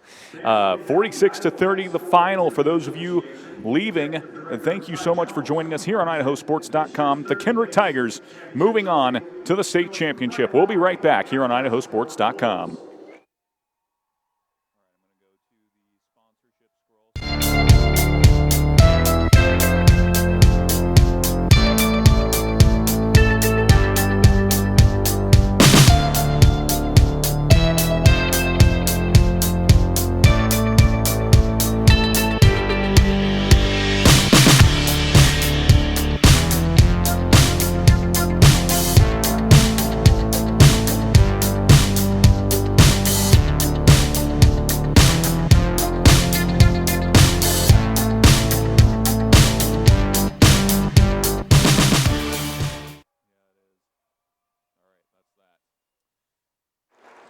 Welcome back, ladies and gentlemen, here to the state tournament coverage of IdahoSports.com. We're Jason and I are here in Moscow, Idaho, in the Kibbe Dome on the 1A D2 side as Kendrick defeats Castleford 46-30 in an incredibly hard-fought game. And, Jason, this is the part of the broadcast where we talk about the IdahoSports.com player of the game, and that always goes to the winning team. But first, let's highlight some of the guys on Castleford. Who are the guys you like for the Wolves? You know, as a fan who hasn't been able to see Castleford much because, let's face it, I don't drive all the way down to Castleford every week. Coach Lowry and Castleford's got to be super proud of these guys. You see a huddle over there. They just broke the huddle. They're jogging in. Emotions are high. You got some guys banged up from today, and obviously they'll be moving on to their next sport and a long ride home. But Castleford's got a lot to be happy about. You know, Eric Taylor was as good as billed. We saw him on the defensive side a number of times. We saw him on the offensive side, being the quarterback, being a running back. We saw Gus Wiggins from his linebacker spot come up a number of times and be big as far as stopping the run and being where he needed to be, as well as being that bus we were talking about. You have the Alvarado, both of them running, doing some nice things on offense and defense as well. And then we had Ramos coming up from his spot, and I'm not going to name them all, but it's really one of those where you just had a lot of good guys doing a lot of great things. Fisher, Roland from his tight end spot. We saw him step in at quarterback when they needed one, and just a lot of emotion. And I feel for him. I've won a couple of red trophies, and those are tough. You still have a lot to be proud of, but it's just a lot of emotional goo. That's right. And for the Wolves, a tremendous season comes to an end here in the semifinal round of the 1A D2 Idaho State Tournament. So congratulations to them on a great season, and they'll be back, as Jason and I mentioned. 100%. So, we'll see them again next year up here. That's right. Stay tuned. But now we go to the winners, Kendrick, and they move on to the state championship game. Kendrick, they had great players all over the field today and some big performances. Sorry, if I can highlight this for a second. There's a little guy down there in one of the assistant coach's arms in a full Bengal outfit, stripes and all. That is adorable. But anyways, back to the players on the field. Jason, there's a lot to mention here. Who do you like? Well, you gotta start at the quarterback. I mean, who is a quarterback who's a sophomore, who has a big lead, and the clock in their favor, takes a knee, or I should say takes a slide, and milks away the rest of the clock, or starts to. And so it's really one of those where Cap does such a nice job from his quarterback spot. And granted, he's going to say his offensive line protects him. Jack Soflo, the center, and his boys just do a nice job of keeping him upright. You know, obviously we're inside, so his shirt's clean anyway. But he wasn't rushed too heavy too many times today. So that offensive line did a nice job for Cap. Obviously the Hewitts did a nice job with the receptions and the runs and some of the blocking that they do at the edge. And I also want to highlight Carson Hogan. You know, I'd be remiss. I kind of skipped over him throughout the game, but they're going to onside with all kinds of wonky kicks. And as a young guy, as a freshman, he comes in there and tries to earn them an extra possession. And so we don't oftentimes highlight a kicker, but I'm going to highlight Carson Hogan as another potential player. But who did you have? Jason, you and I came to a consensus on this one. Wait, can I stop you? We forgot about the half of Fitzmaurice. Okay, well, then go for Fitzmaurice. I'm going to stop in front of you. I mean, that whole half of Fitzmaurice was incredible, right? The kid was all over the place, but, drum roll. The IdahoSports.com player of the game for this semifinal matchup for the Kendrick Tigers goes to Hunter Taylor. Jason, this guy had 3 interceptions on the day. That almost single-handedly shifted momentum. Yeah, and I think it did. I mean, he was able to chip away some possessions, which in this kind of game is going to equal that. I mean, the fact that Castleford loses by 16 and he has 3 interceptions today, I mean, that is a huge difference. You can highlight the kickers and the offensive line and quarterbacks pursue, but a guy who comes out and single-handedly comes up with those kinds of momentum swings, you're going to change the whole nature of the game. That he did, and that got us to the final score of Kendrick 46, Castleford 30. Excellent football game here today. 2 valiant efforts from both teams. That's just that Kendrick's moving on. One last thank you to our sponsors, Kendrick, Shorts Funeral Chapel, Kendrick Dental, Pacific Northwest Farmers Co-op, George F. Brocky & Sons, Storm Electric, and Phil's Family Foods. And lastly, for Castleford, Blick Trucking and Kelly Oil. Thank you all for your sponsorship here on IdahoSports.com and supporting the teams all the way to this matchup. Folks, that's going to do it here for IdahoSports.com here in the Kibbie Dome in Moscow. Go ahead. I'm just going to say for this week, because next week, baby, it is Milk Bowl week, and Kendrick gets to host Cary here, which should be a lights-out game, a rematch of what happened last year, and Kendrick would obviously like to write a different end of that book. And then we have Sandpoint, who's supposed to host the winner of Pocatello and Skyline here. And we've seen the Bulldogs, at least on film, and so it's really one of those where it's going to be super exciting to see what happens as far as the northern teams representing a 4A and a 1A D2. That's right. And for Sandpoint, they took down the Lewiston Bengals.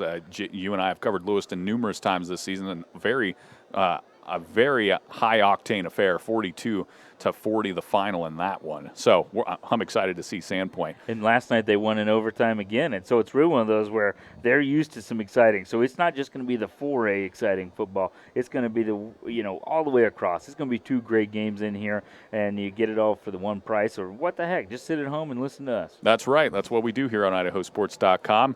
So, folks, for Jason Hanson, I'm Garrison Hardy. Thanks so much for joining us here on IdahoSports.com.